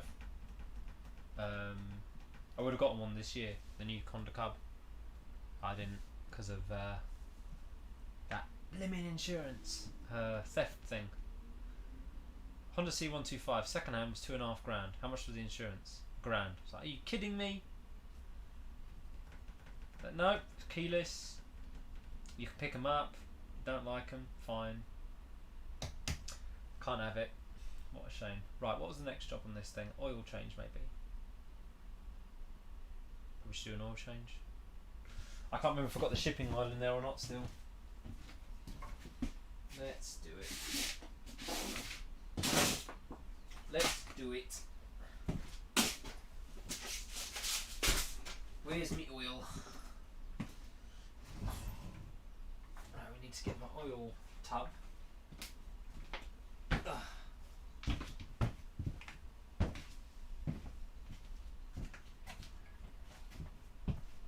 Now, is one of these got used oil in? I think this is the used oil one.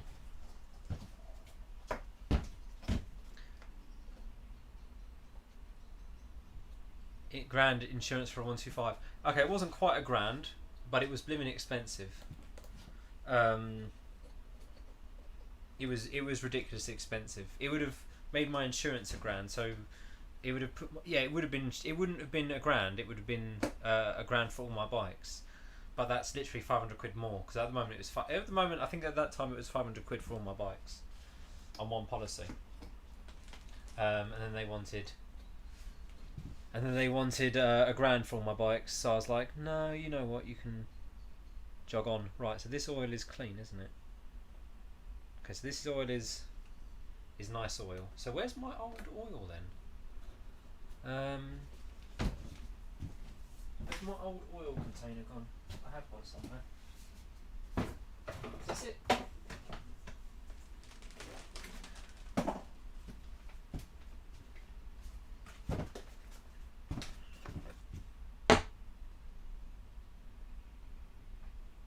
This oil is clean as well.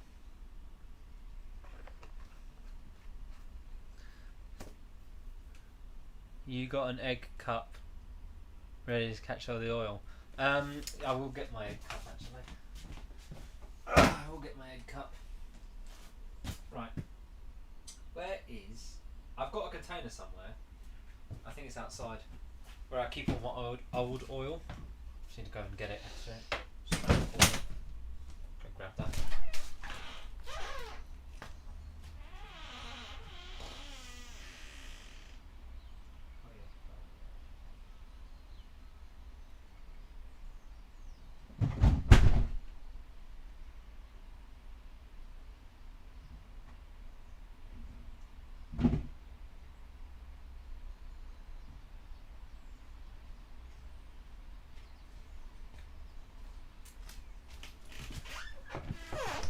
Okay, so I got this. I've got this, which is an old jerry can, but it doesn't work because the blooming O-ring's gone. So I just put all my used oil in that, and then once it's drained out, once it's full, then I take it to the dump. tip it all out. I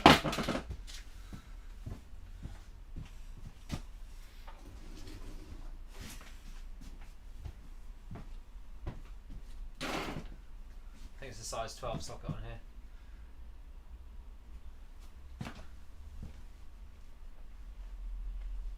Get an egg. Bright, light, run away. Ah, what? Oh, because I opened the door. Yeah, I don't know what it is. The camera just overexposes. Not the best gear I've got for camera wise, anyway. Size 12 is it? It's size 12.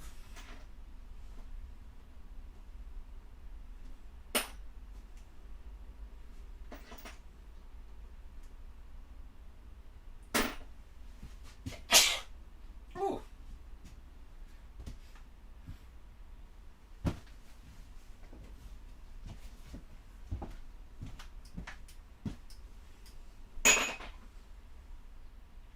$14? Could be a 14 actually.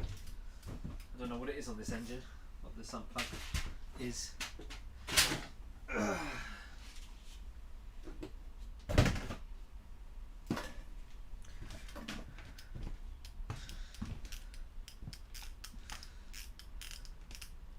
Right, so I think it's about a litre. I think it's about a litre in this one, to be honest. I think it is actually a litre of oil in this engine because it's a manual. Oh, this is a big sump plug, that is. That's got to be a 16 at least. It's an 18.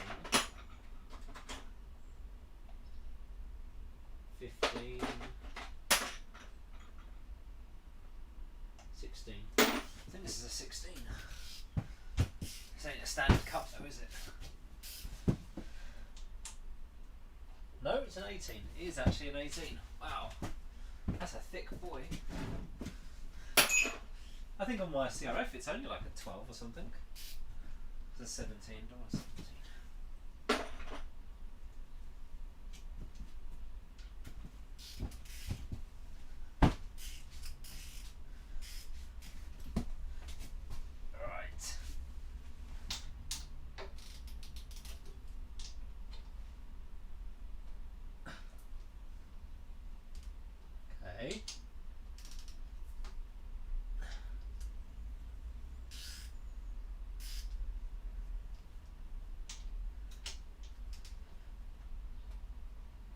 Come on.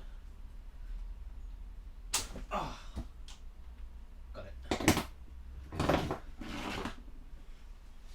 Oh, got it. Oh. It's always a bit of a pain, that is.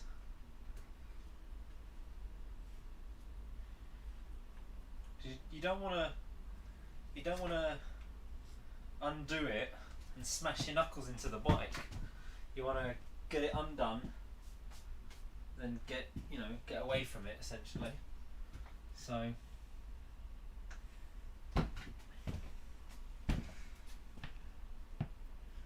get an adjustable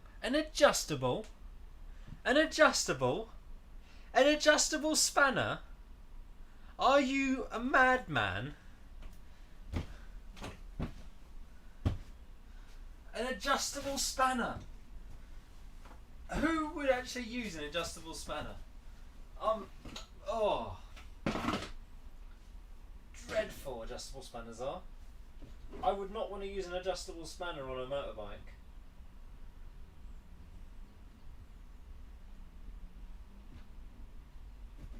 Maybe that's just me, but I wouldn't want to use one.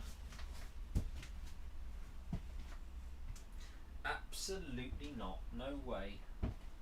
No way. Madmen. Adjustable spanner.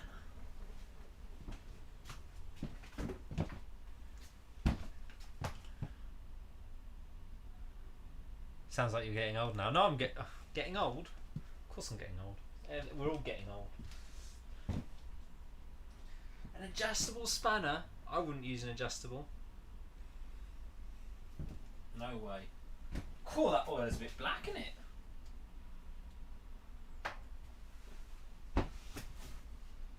Oh, it's fine, it's just dark. As in dark down there. It's quite clean. Some cloth on this, make everything oily.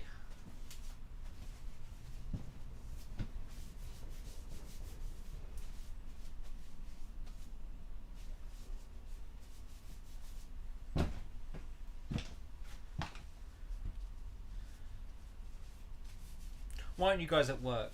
Go do some work or something. When are you gonna?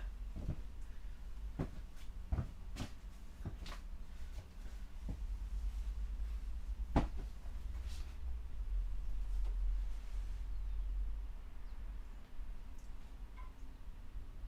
just gonna wait for this last bits of oil to come out. So I think it's a litre that goes in this. I'm gonna maybe Google it actually. Oh, I know what I'll do. I know what I'll do. When it comes to oil changes, I know what I need to do. I need to ask on Facebook.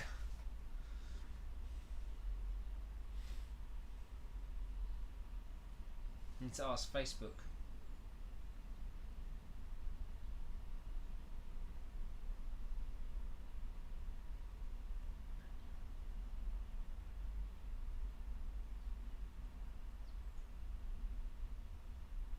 I need to ask on Facebook. What? Just finished work, mate. Okay.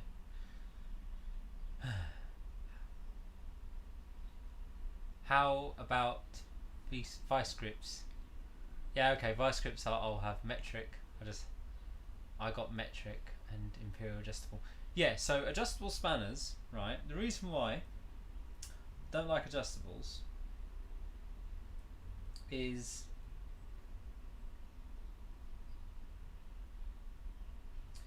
they are 0.9 litres. Okay, fine. They slip.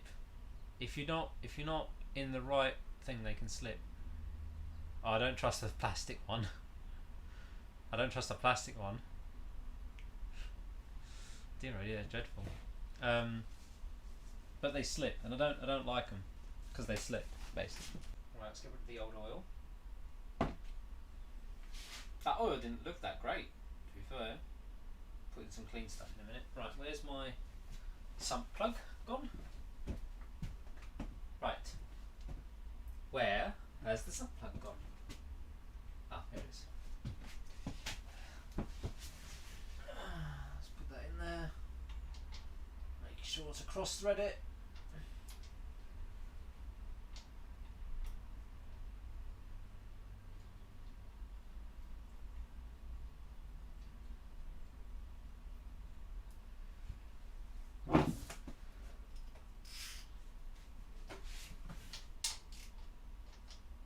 So to put a sump plug on, you flip the wash around and then you do it tight and a bit. And that's it. Tighten a bit. That's all I've always done. Tighten a bit. Right, so I need just under a litre of oil to go in.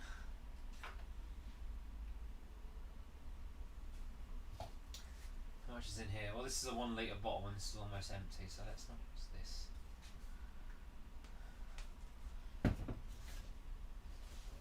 Can we measure something? Is there a measure on the side? Okay. Let that settle.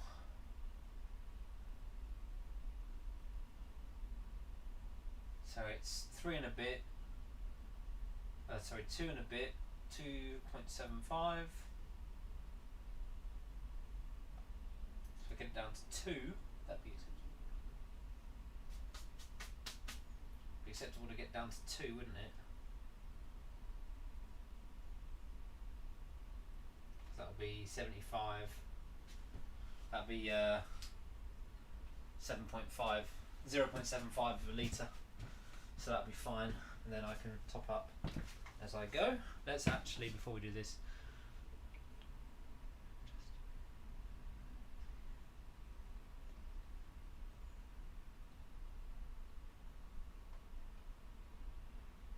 0.9 litres, yes, well, and that depends on the year of the bikes, the year of the engine that I've got in here. So I reckon it's in between 0.7 and 0.9 litres. But the PC50 is half a litre, and the CB250 RS is a shocking 1.2 litres, which is nothing, and that's really, really bad, that is. That's really bad. Let's just put this all away before I step in it or something. That's what we don't want. Right.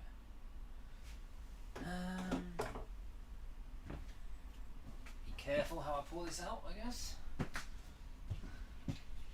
Right, this is where I make a big mess on the floor. Can you see me making a big mess? I can see me waving. You can see it. It's oil.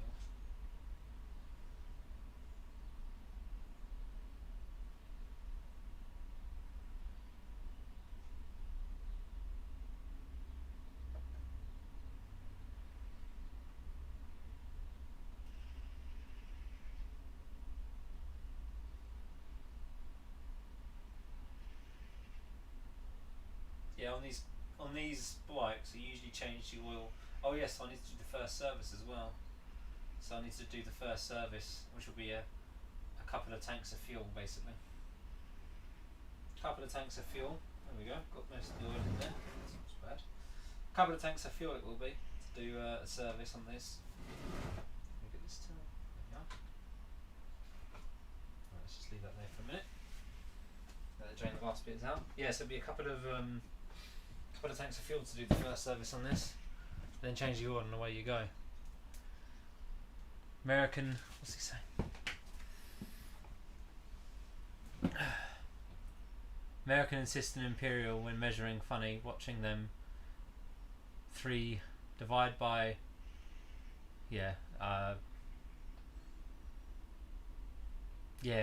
well, their gallons aren't the same as our gallons, are they? Like their gallons are like, we have an imperial gallon, so it's a bit different. How much is it for a dollar? Isn't it like $2 or something for a gallon of petrol at the moment? Something stupid. Right, what did I say I've got to put this to? 6. So it's got to take it all the way down to the 2 mark.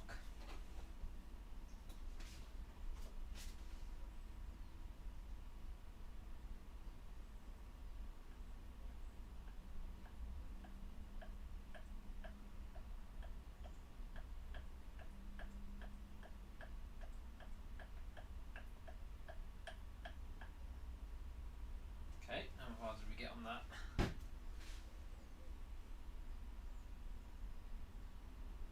Still a long way to go. Fine. Get down to 2 and then we'll measure. I have to run and measure, but then I have to change it again anyway, so it's fine.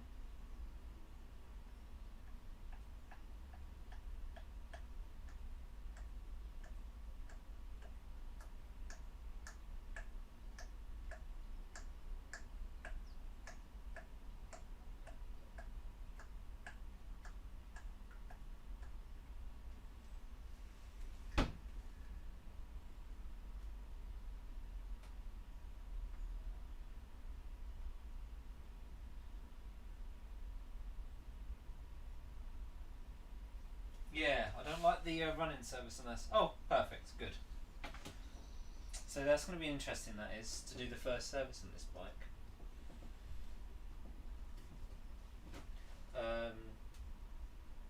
The first service is 300 kilometers. Okay. So what's that? 300 kilometers? 120 miles? No. Whatever. Where's my cloth?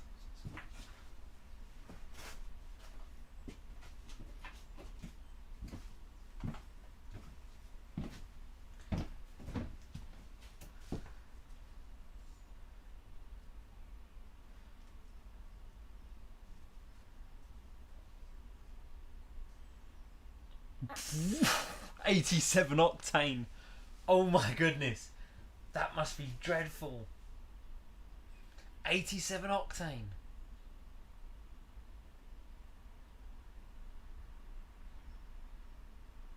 Oh yeah. Thanks for popping by. Who am I? Thanks for popping by. Dude! 87 octane. I can't get over that. That's dreadful. We have minimum is like 91 in this country. Legally. 91 we have, I think. I haven't seen 91 in a lot of places actually. 91's our minimum, I think. 91 is our minimum. But usually it's 95 everywhere now. That must get terrible mileage. 87 octane. I wouldn't want to run a new car on 87 octane. Can you run a new car? Probably for the old cars, isn't it? They can run on anything, but the newer stuff wouldn't run on it. Okay, well, we're on. So that's good. We will have to test that later, so I have to run it, warm it up, test the oil again, top it up again. So I think that's good. I think that's groovy.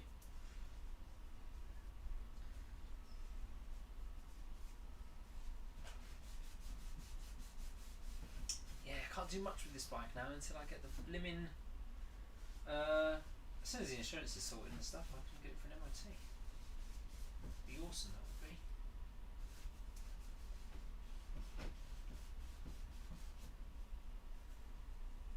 Right, so this is all done with.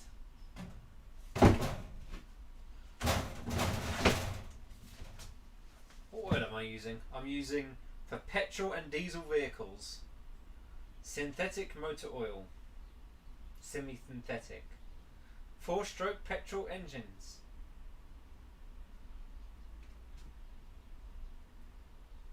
This stuff is the cheapest, nastiest oil you can get. I only run my Cubs. I only run the Cubs on that oil. It's cheap oil.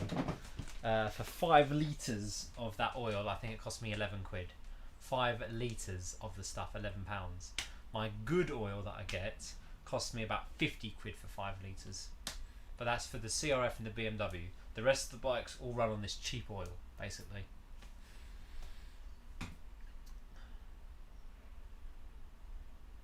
Yes, you have different, but I think it's lower, isn't it? I don't know. I don't. Yeah, they have a different octane rating, don't you? You have a different crazy octane rating, don't you?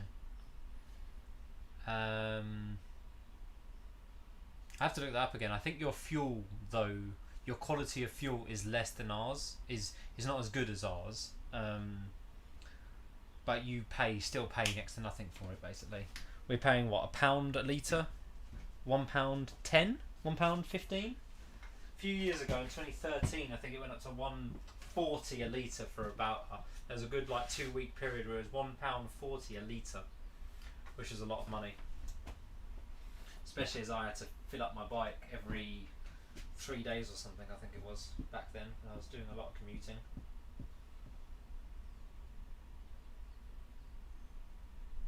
Right, so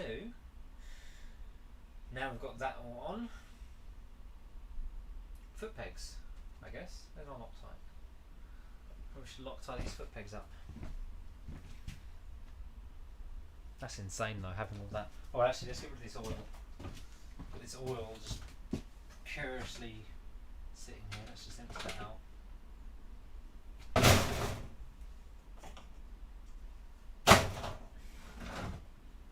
Right, this is full now pretty much, so this needs to go to the next time I go to the dump. This one. This needs to get emptied. Be right back. I'm gonna put this outside.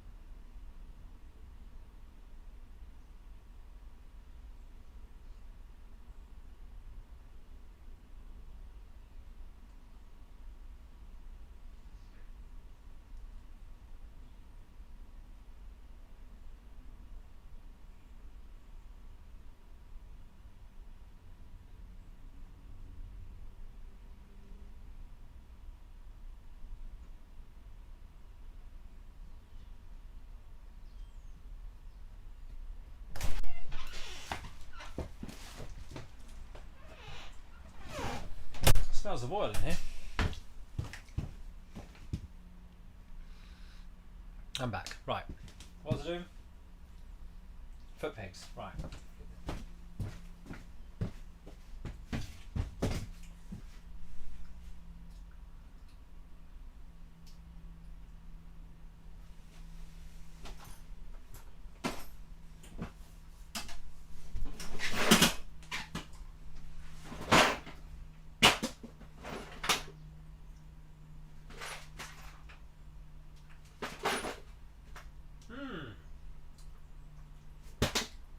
Where's the Loctite?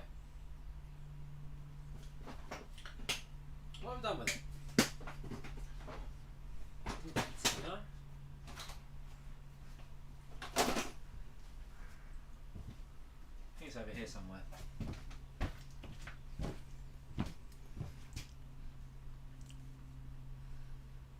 There was a couple of people earlier on today who were from. There was someone else from Canada.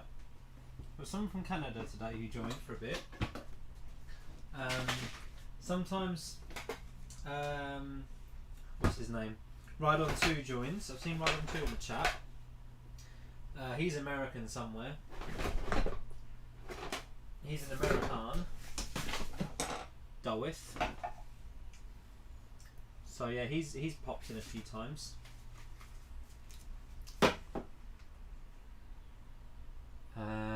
Right, well I can't find the Loctite.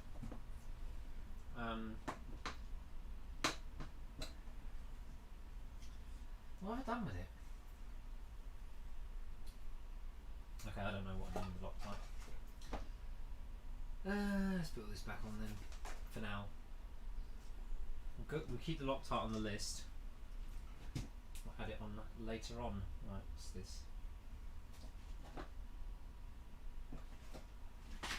To find the Loctite, it might be in the garage somewhere. I mean, it's very small, so it's easy to lose. It's like a little tube, isn't it?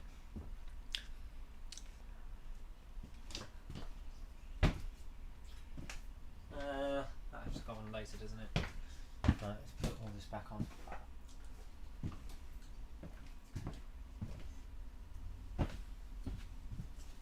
Let's check the fuel tank ain't leaking. I think so.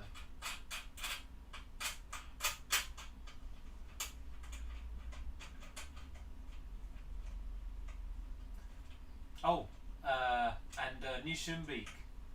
New Schumbeek is, if he's still watching, he's Dutch. New Schumbeek is Dutch as well, so.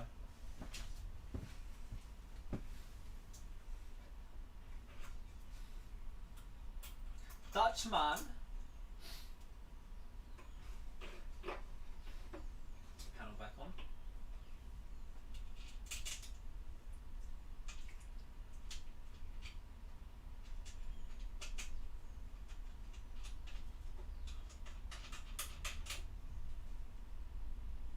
Okay.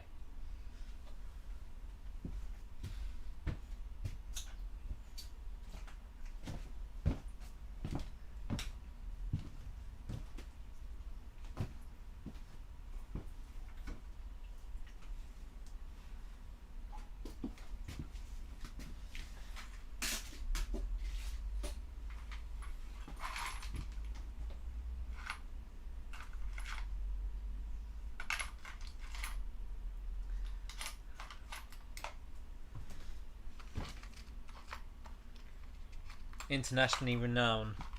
Internationally known. Internationally known. I'm internationally known. So I'm asking you, why are you all up in my zone? Internationally known. West Coast. Let's toast.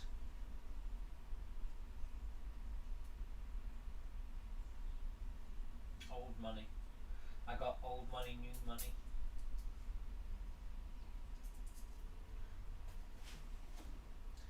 Crazy for me.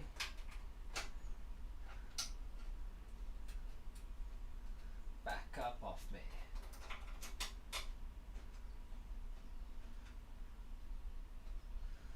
Infamously, yeah. Let's have a think.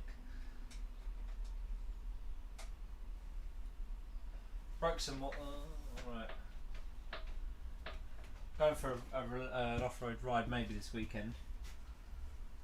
Waiting to hear back from some people to see what days they can do. See what happens. Might go, might not.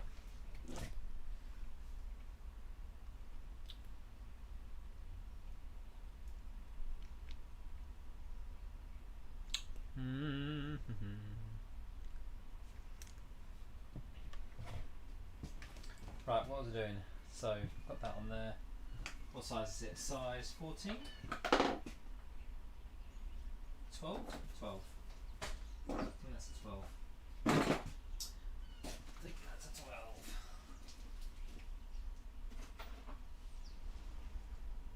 11. 14.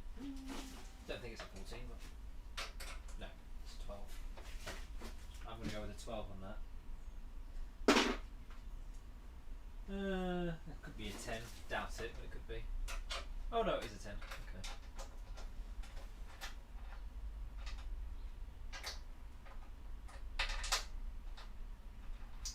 Some more leverage on that. Get that on there.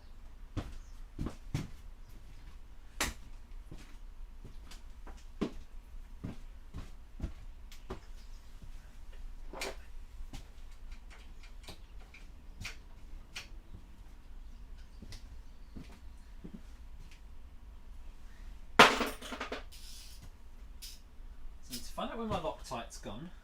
I don't know what I've done with it. What did I do with it last? I did Loctite something, but I might have been doing something else like. Can't remember now. Not up here, is it? No.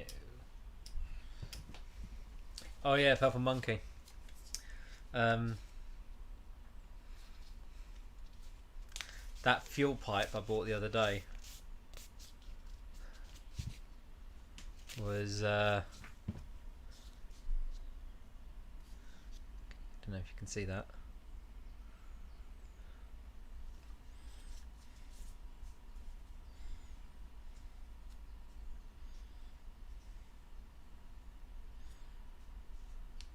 Yeah, I think Americans, their roads are empty. They look very big and spaced out and empty. They've got these huge roads.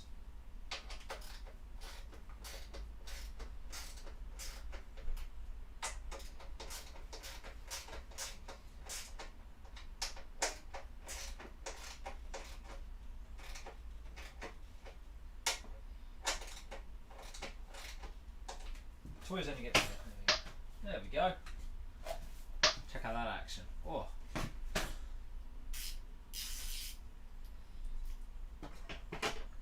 Right, let's glue this onto this.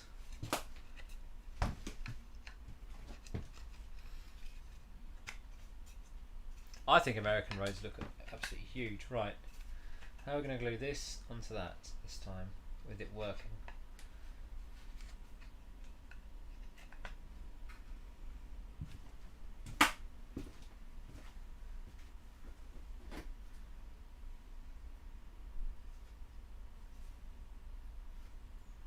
Super glue?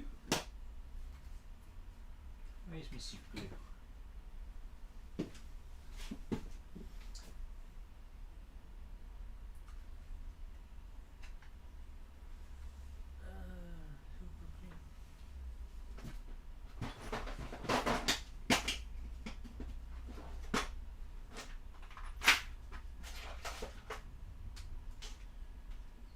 No super glue.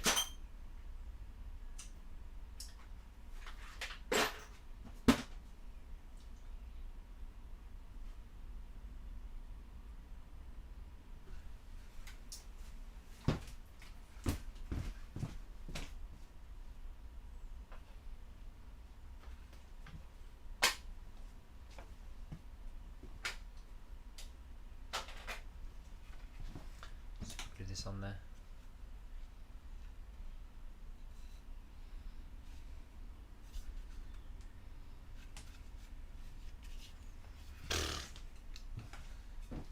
Actually, yeah, I bet some of the lanes he's seen us on must be like, because they're some of the lanes I've been on recently have been so tight. I mean, really tight, wide as a bike tyre off road. Anyway, they were really tight. They were. Where is my super glue gone? Right.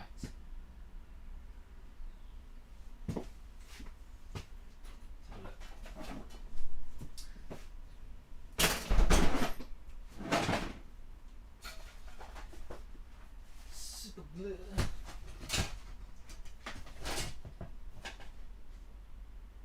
Aha! Super glue. Impact. Instant contact adhesive. Multi-purpose. That sounds good. Do not drink. Yep. Okay. Duly noted.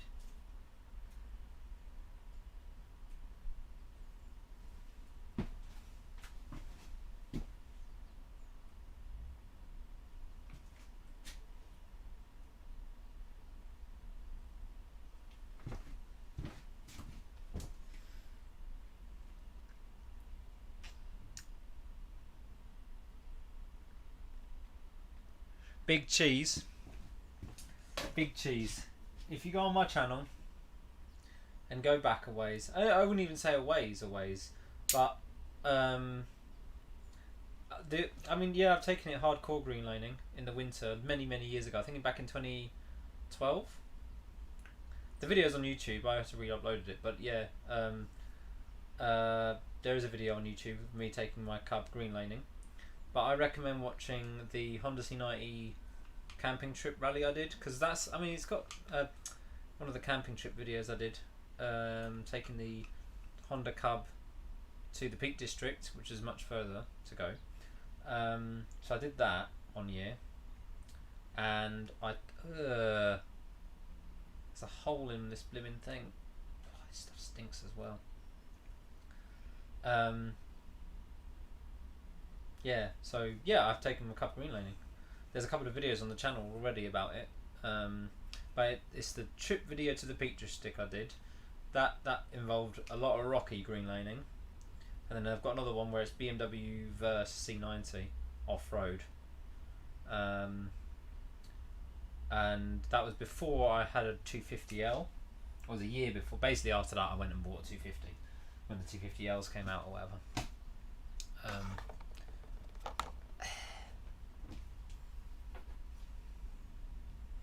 So yeah, I got that then.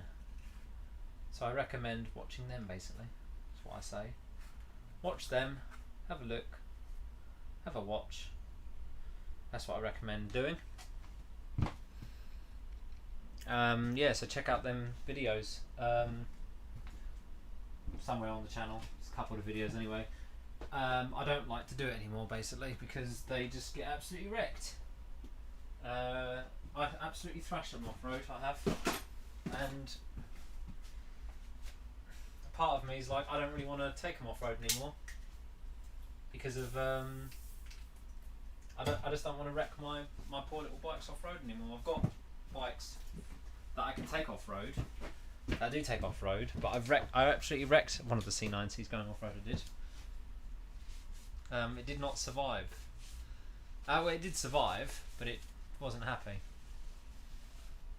Was not happy at all.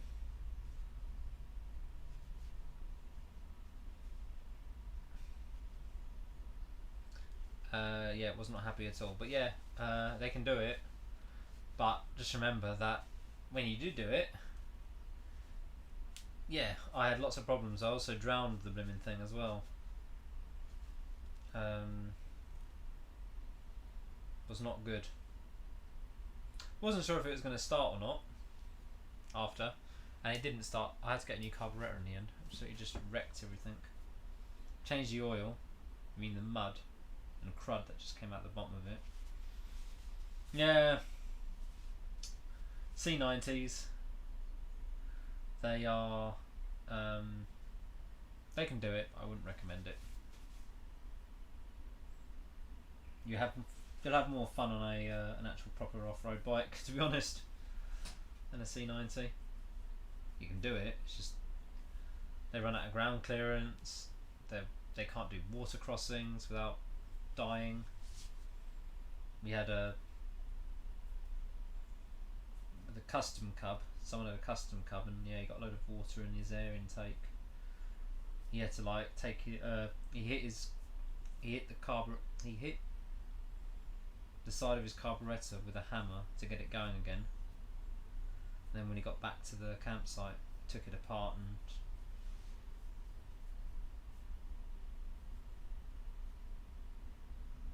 Where is the front suspension on the bike? I loved the vid of you being calm as a cucumber when the 250L broke down at the roundabout. Oh, really? I mean, the thing is, I've broken down before. I've broken down in really bad situations as well. And for me, I was like, well, I'm off the dual carriageway. I'm in visual distance of a McDonald's. I can see a McDonald's there. I can see a petrol station there. What have I got to be stressed about? I'm with a mate behind me. There's zero stress in that situation. None whatsoever. I was like, oh dear, that's not great. That's nothing. I've been in far worse breakdown places than that. I've been broken down in Bosnia, a place where I entered the country illegally. The bike broke down. That was stressful because I had no insurance at all, no breakdown recovery at all. I entered the country illegally. I exited the country in a dodgy way. That was stressful to break down. That was a stressful day. But yeah, me breaking down in the UK in the pouring rain in visual sight of McDonald's.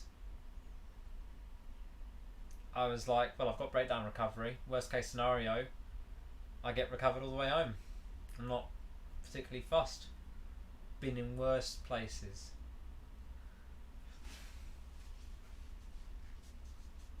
Shows how British people shows how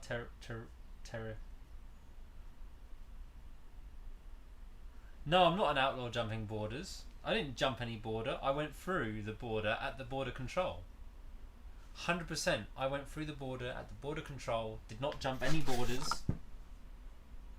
However, at the border control, I had to pay or slip some money towards the bribe the border guy in the thing, because there was no way I was getting through that border without the correct documentations. To obtain the correct documentations would have meant me turning around at the border, going all the way back to the capital of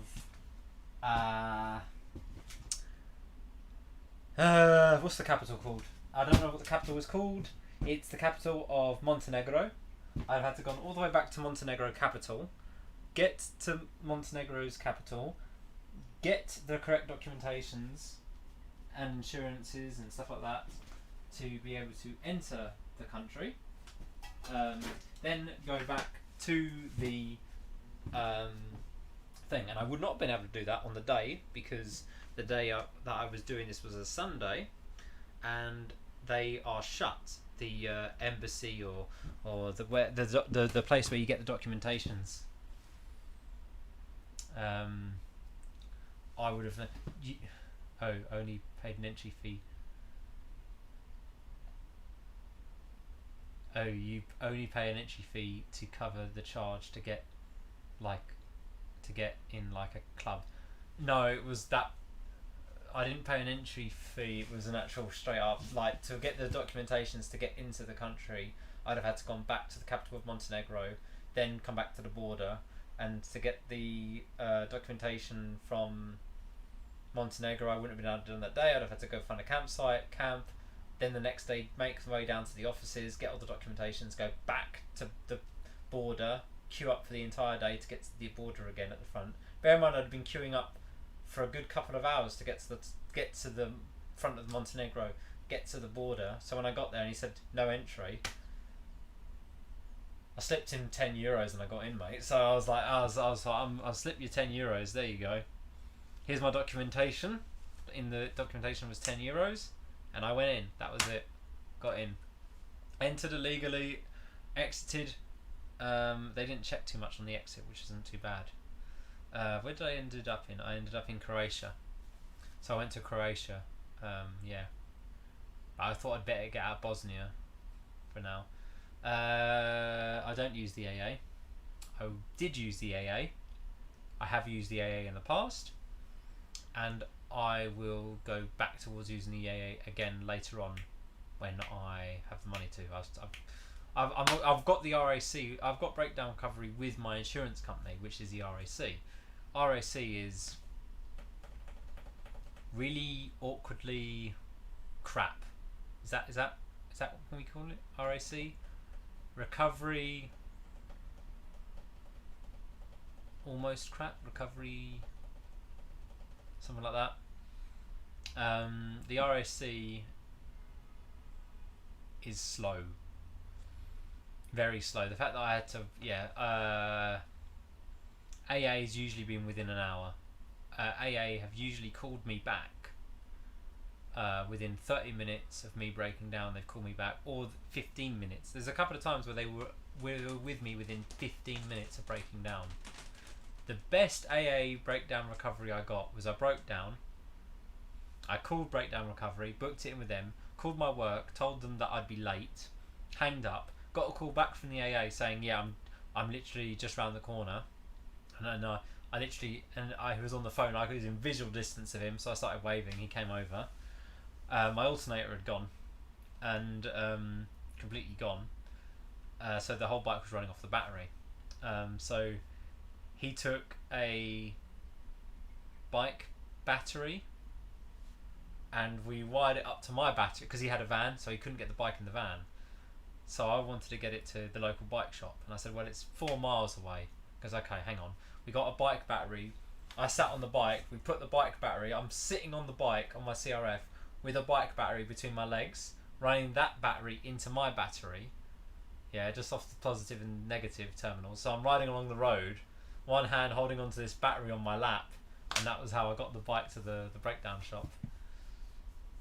And he goes, how? I think he asked me, he's like, how well can you ride? Why? What are we doing? Do you think you can balance this? I was like, yeah, okay, let's do this.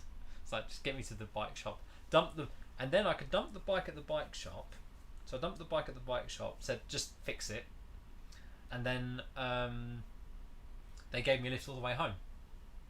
Give me because they've got like they've got no, I don't drive a car actually. They've got because they got relay with the AA, you can get relayed. So I still got a lift home, which is really cool. So I got a lift to my house, then jumped on my other bike and went to work. Do you drive a car? No, unfortunately I don't. I put in for the test a couple of times, and something's always happened, and I've ended up missing my test, which is really bizarre. It's like the universe doesn't actually want me to take a car license, and it's kind of a good thing I don't have a car license, because I would have bought something ridiculous, some really ridiculous car. I mean, I'd probably have like a 25-year-old Honda something, or something really bizarre and odd, and that always goes wrong, but I can always fix it. I've bought an old claptrap vehicle like that. Absolutely. What was I doing? Getting high on petrol. Loctite, super glue. That's it. Super glue. This super glue is super good. It's on. Excellent.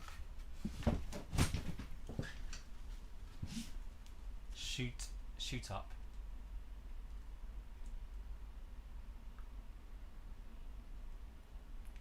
Shoot up? Don't know what I mean.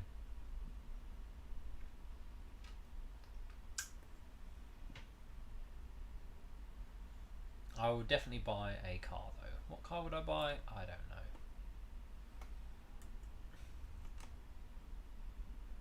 It would be a ridiculous car. I would buy a ridiculous car.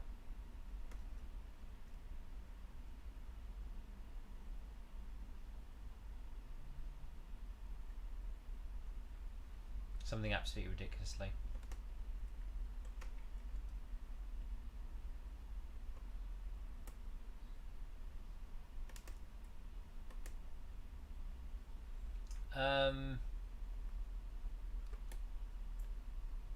I'll super glue the front. Super glue the pegs. No, I'm not going to super glue the pegs. I'm going to Loctite them. Man, it stinks of super glue though, this does. I'm just peeling off the super glue off my hands because I didn't wear gloves and I'm really allergic to glue. I'm really allergic to glue, I am. And I didn't wear gloves and I should have wear gloves. I'm really, really allergic to glue, like Pritt stick, PVA, like, you know, when you were at school and you did your arts and crafts. I was really allergic to that, and it took them a while. It took them a while to realise I was allergic to it, because I used to get it when I was at school, and it's like, oh, why are you? And it's like, and when I was off school, my eczema cleared up and stuff. So it's like, well, it's only happening at school. But then I took up woodwork when I was very young, and the same thing happened. I got massive, really bad eczema all over my hands, but I'm just super allergic to glue. So I took up woodwork when I was young, and yeah, just eczema hands. It was horrible. So I just got to make sure I just clear all that. WD-40 gets it off. Just get rid of that super glue off my hands because I don't want it to sit there for too long, because it could give me some eczema problems later on. And I don't really like eczema on the hands, especially when I'm off. Especially if you go riding a motorbike and stuff. It's absolutely the worst.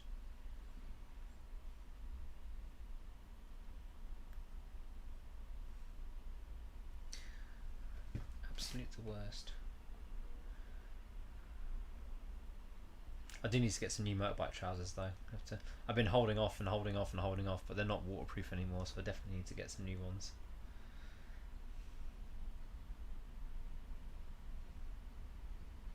Maybe I'll just do a camping trip on Christmas Day or something. I found there's a couple of campsites that are open on Christmas Day. Maybe I should just go camping on Christmas. Because, well, if you think about it, you're not allowed to go, at the moment we're not allowed to meet up with people inside a house. But what if you all went to a campsite and met up at a campsite? That'd be kind of cool, wouldn't it? Everyone just Christmas camping. Christmas camping.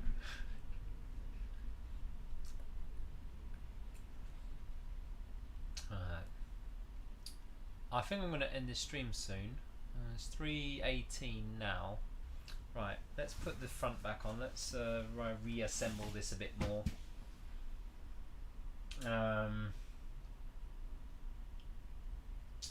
What else is on the list? Right, super glued that.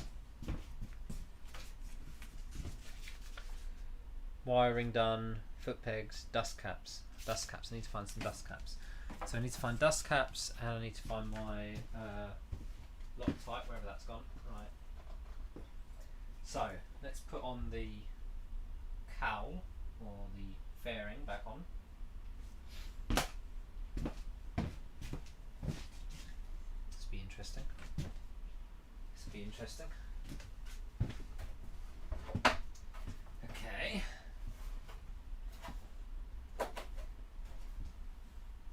This is a bit pig to get on, this is. There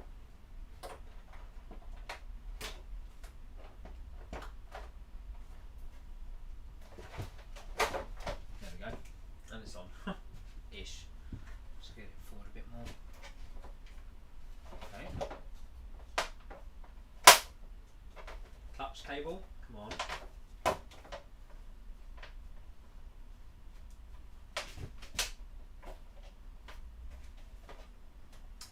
Oh yes, this clutch cable goes on the outside.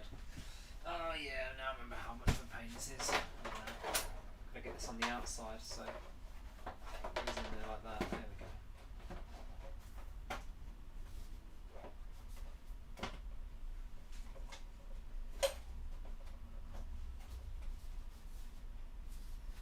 Come on. Come on.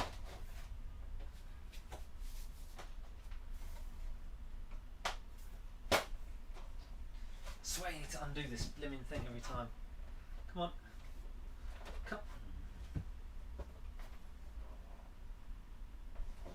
This is not easy to get on.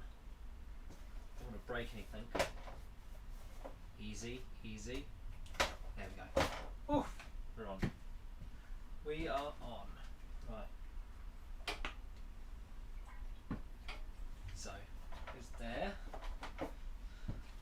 So I just need to get that little thing to hold this in place. And I've lost that, haven't I? Where is it? Okay, so I need to find one of them things to cable that, cable that.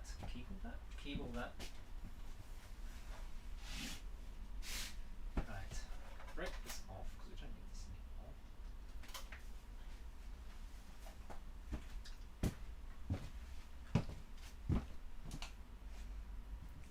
Looks better now, doesn't it? Looks more of a finished article when it's going back together. Right, let's chop this off because we don't need this anymore. Keep this thing here so I can actually have a little adjuster on the choke anyway. Chop this off and put this filter back on.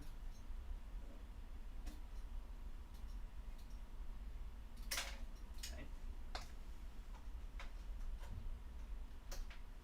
So fuel filter off. Okay, so let's get air filter on. La filter.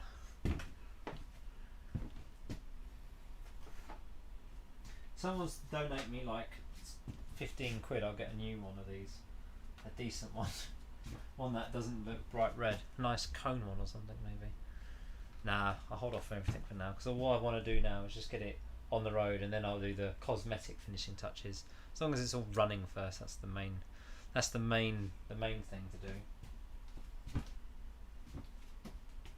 And hopefully I've got enough money to... Where's my blimmin' screwdriver gone? It's in my back pocket and I took it out. What have I done with it now?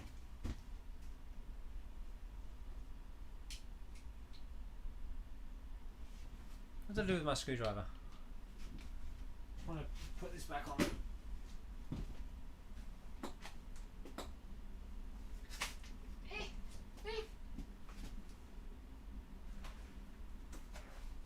No, it's not in my pocket. Where is it then?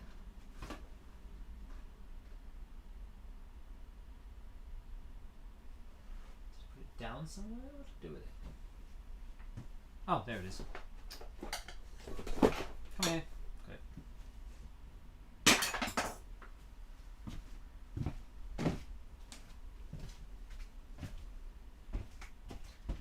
Let's get this on. On we go. Mr. Air Filter. There we are. Lovely jubbly.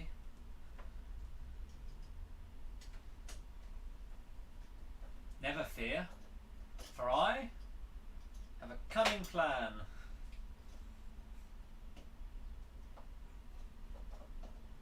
The words cunning plan about to leave your lips. Right. Filters on. Right, now let's get this leg shield on now.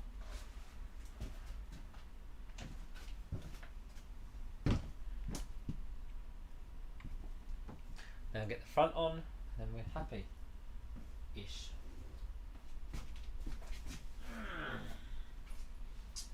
Ah, well, I don't like this.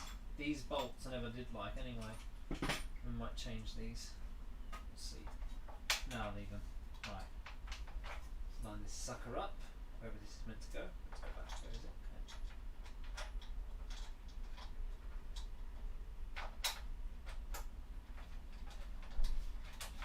Okay.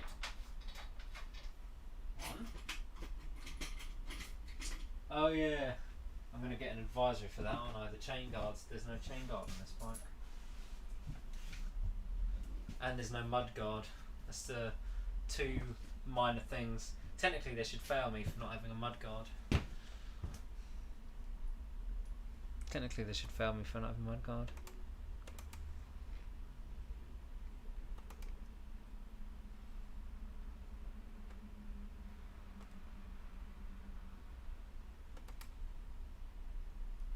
Oh, it's past. Right, so it's going to get dark in about half an hour. So I'm going to finish this bike off as much as I can. Make the little list of the little snagging things. And maybe call it a day on this for now. Until I can... Oh man, I've nicked that pretty good, haven't I? That's not good.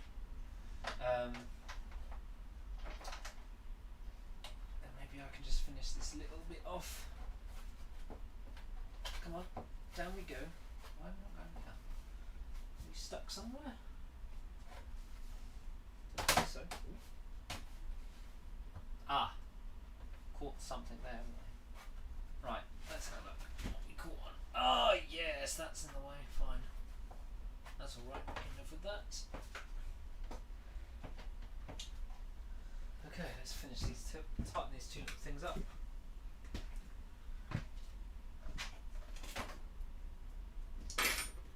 Where is me? Still. There it is.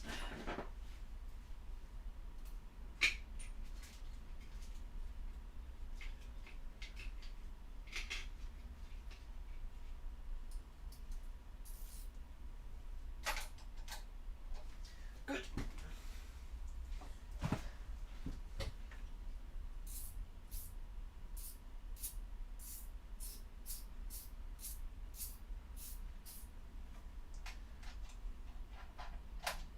Right, so thanks for watching. We'll be ending the stream soon. I fixed the fuel leaks, I think. I hope. Just need to sort this cable out, and I have got an adapter for that somewhere. Fine, and we do the foot pegs.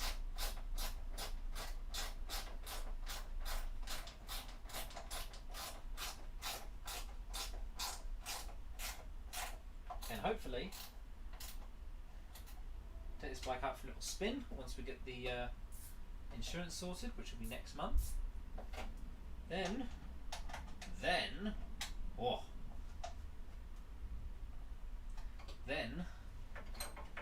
on the road maybe, and then I'll go for some little rides with my full toolbox. See how this goes. I'd like to take it to Rikers Calf one day in the winter on a Sunday or something. So nice day. There'll still be a lot of bikers out usually. Get this up there, showboat for a bit. Oh yes, look at this little Honda Cub.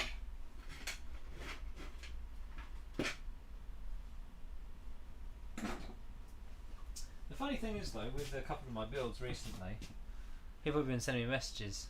Same MOT station for all your bikes? No, not always. I don't take it to the same place always. There's two places I like to go, and I just see whoever's got a free slot basically. Me and if you look at Hippodrones actually did a bit. It's really funny. So that's kind of like me and Hippodrones met at one of these.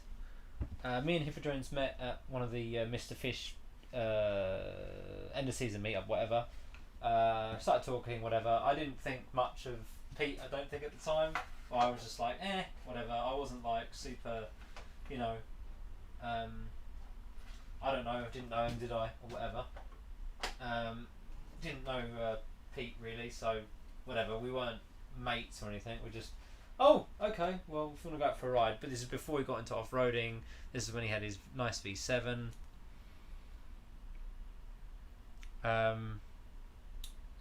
So yeah, we met up one of his thing, and then one day I was going for an MOT.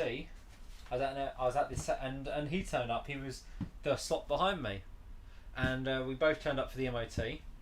We both failed our MOT for different reasons. Laughed. We went home, whatever. We fixed our bikes, and then we met again at the same time, doing our MOT retests. And since then that was it. I was like, okay, well, I guess we have to go for a ride. Found that we lived quite close to each other, so we can go for a ride and whatnot. And then he got into off-roading, and then that's it. He's just like, one of my off-roaders now that we go off-roading. He hasn't been out recently. He's having some work done at his house, so he hasn't been. He's back at work now as well, so he hasn't had time to go off-roading. I think he's used his Peter about 3 times, which is really annoying for him. So I think he really wanted to use it. He can't use it.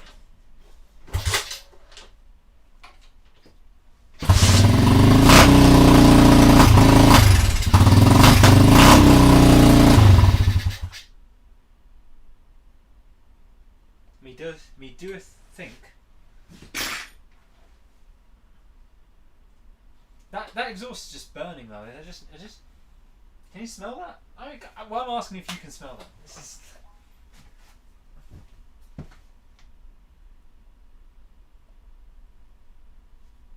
It's like something's in the exhaust burning. I don't know if it's oil that's got in there. I think it just needs running. It just needs to be run, doesn't it?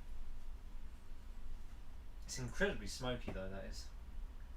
I hope the engine is alright. Really smoky that was. Right. I don't know if you can see the haze in the air. Can you see the haze? No, maybe not. Maybe the camera can't pick it up. There's a haze in the air.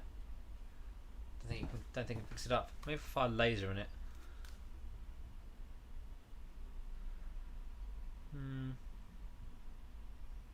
Can't really see the laser beam, can you? Because there's a lot of smoke, you can sometimes see it.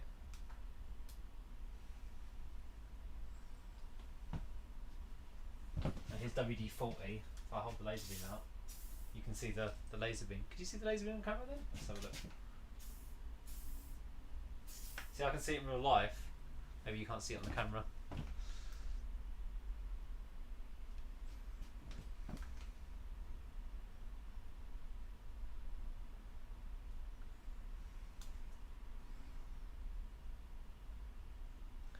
I remember his video where that. Yeah, it was just a coincidence that we met. A couple of coincidences. So I thought, okay, well, let's go for a ride then. Let's go for a ride. And then we did. Right, I have finished with this bike for now. I just need to start it up and run it, I think.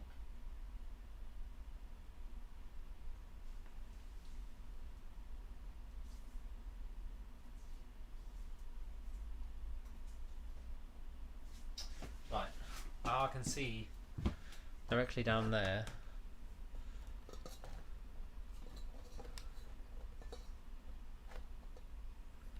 Oh. No, I just want to check to make sure it's all not leaking now and stuff. There. Okay. Obviously not quite right. Okay. Right, let's check this is not leaking.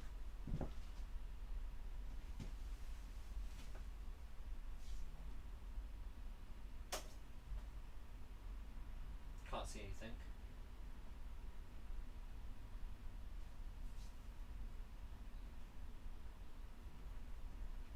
Right, so in theory this should all run. I mean, it sounds like it runs.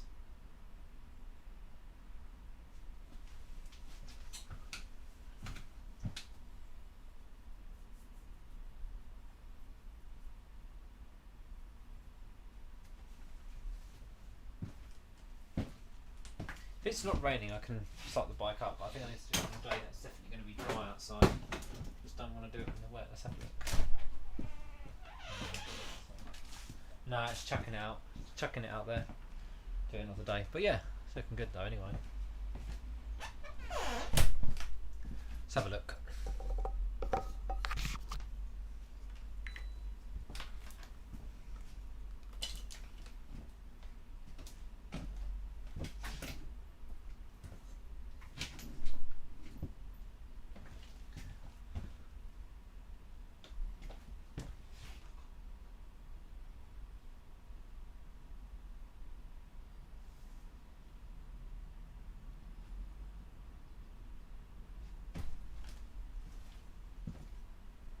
Shaky cam, you're right.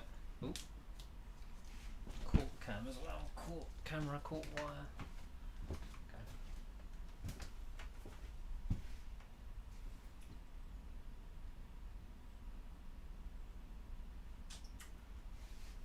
So I know what I want to get a little speed thingy on here. I'm going to get one. I know which one I'm going to get. I know exactly which one I'm going to get, but that requires about 150 quid. So I'm not going to get that. But I know exactly which one I'm going to get. It's going to be awesome when I get it. And yeah, I'm going to get that, but it's 150 quid, so I'm going to get that.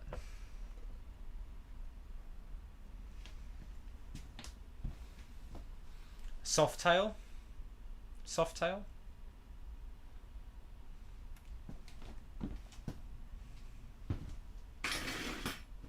Soft tail. The opposite of a hard tail is a soft tail.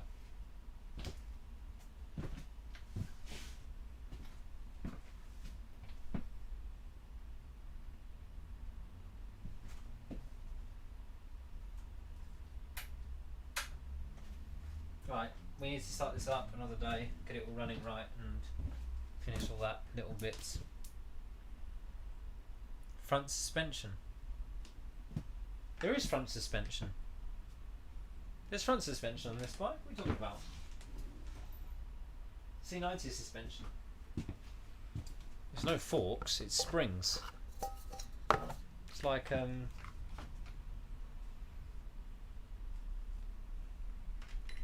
can I say it?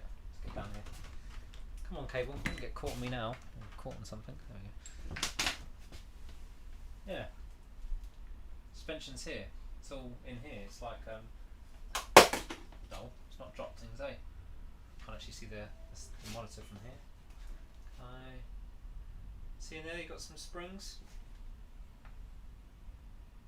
There's some springs in there. There's not a lot of suspension. There's some.